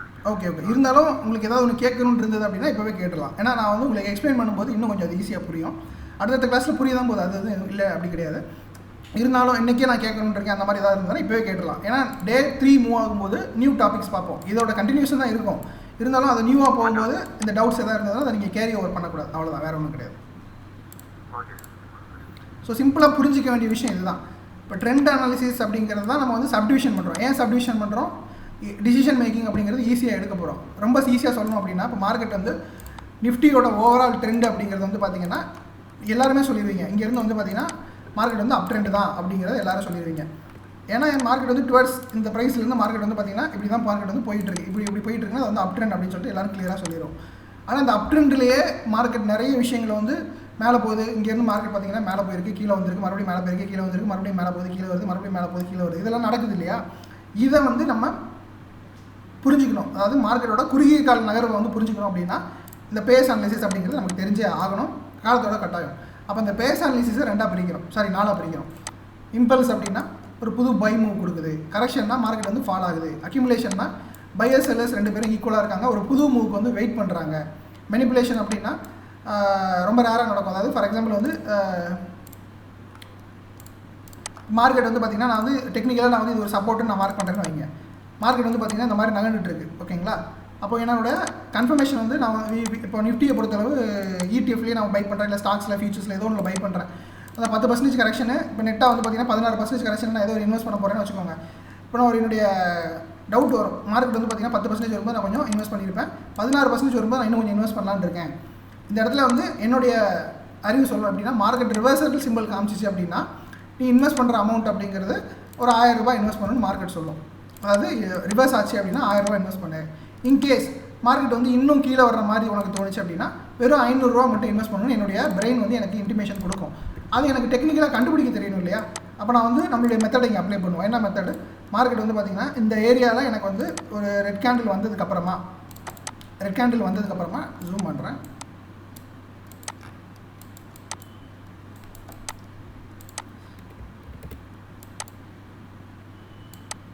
இந்த மாதிரி ஒரு க்ரீன் கேண்டில் வருது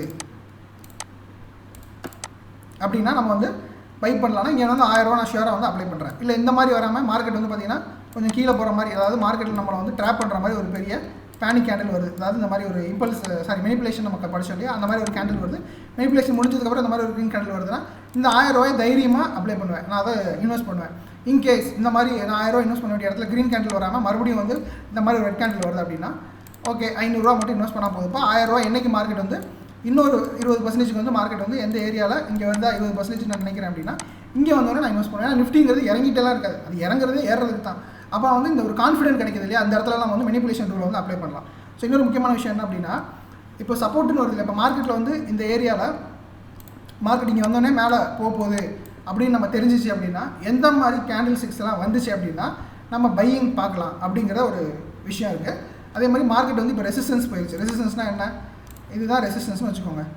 அப்போது மார்க்கெட் வந்து பார்த்திங்கன்னா இங்கேருந்து மார்க்கெட் மேலே போகுது. இங்கே எந்த மாதிரி ட்ரேட்ஸ் அதாவது கேண்டில்ஸ் வந்து நமக்கு கிடைக்குது அப்படின்னா மார்க்கெட்டில் நம்ம வந்து புட் சைடுக்கான என்ட்ரி ஆப்பர்ச்சுனிட்டிஸ் பார்க்கலாம் அப்படிங்கிறதெல்லாம் ஒரு தொகுப்பாக ஜஸ்ட் ஒரு 2.5 பேஜ் தான் இருக்கும். மொத்தமாகவே 2 பேஜ் தான் பிடிஎஃப். அதாவது பை சைடு அப்படின்னா என்ன மாதிரி கேண்டில்ஸ் வரும், செல் சைடு அப்படின்னா என்ன மாதிரி கேண்டில்ஸ் வரும் அப்படிங்கிறத ஜஸ்ட் பிடிஎஃபாக நம்ம வந்து சிம்பிளிஃபை பண்ணியிருப்போம். ஏன்னா கேண்டில் ஸ்டிக்ஸ் பேட்டர்ன்ஸ்லாம் 100-150 இருக்குது. அவ்வளோலாம் நமக்கு தேவையில்லை. ஏன்னா மார்க்கெட்டில் இப்போ எங்களுடைய அனுபவங்களில் ரிப்பீட்டடாக கிடைக்கக்கூடிய பேட்டர்ன்ஸ் வந்து நம்ம இது பண்ணியிருப்போம், பிக்சரைஸ் பண்ணி வச்சுருப்போம். அதை ஜஸ்ட் பிடிஎஃப்ல நம்மளுடைய குரூப்பில் நான் ஷேர் பண்ணுறேன்.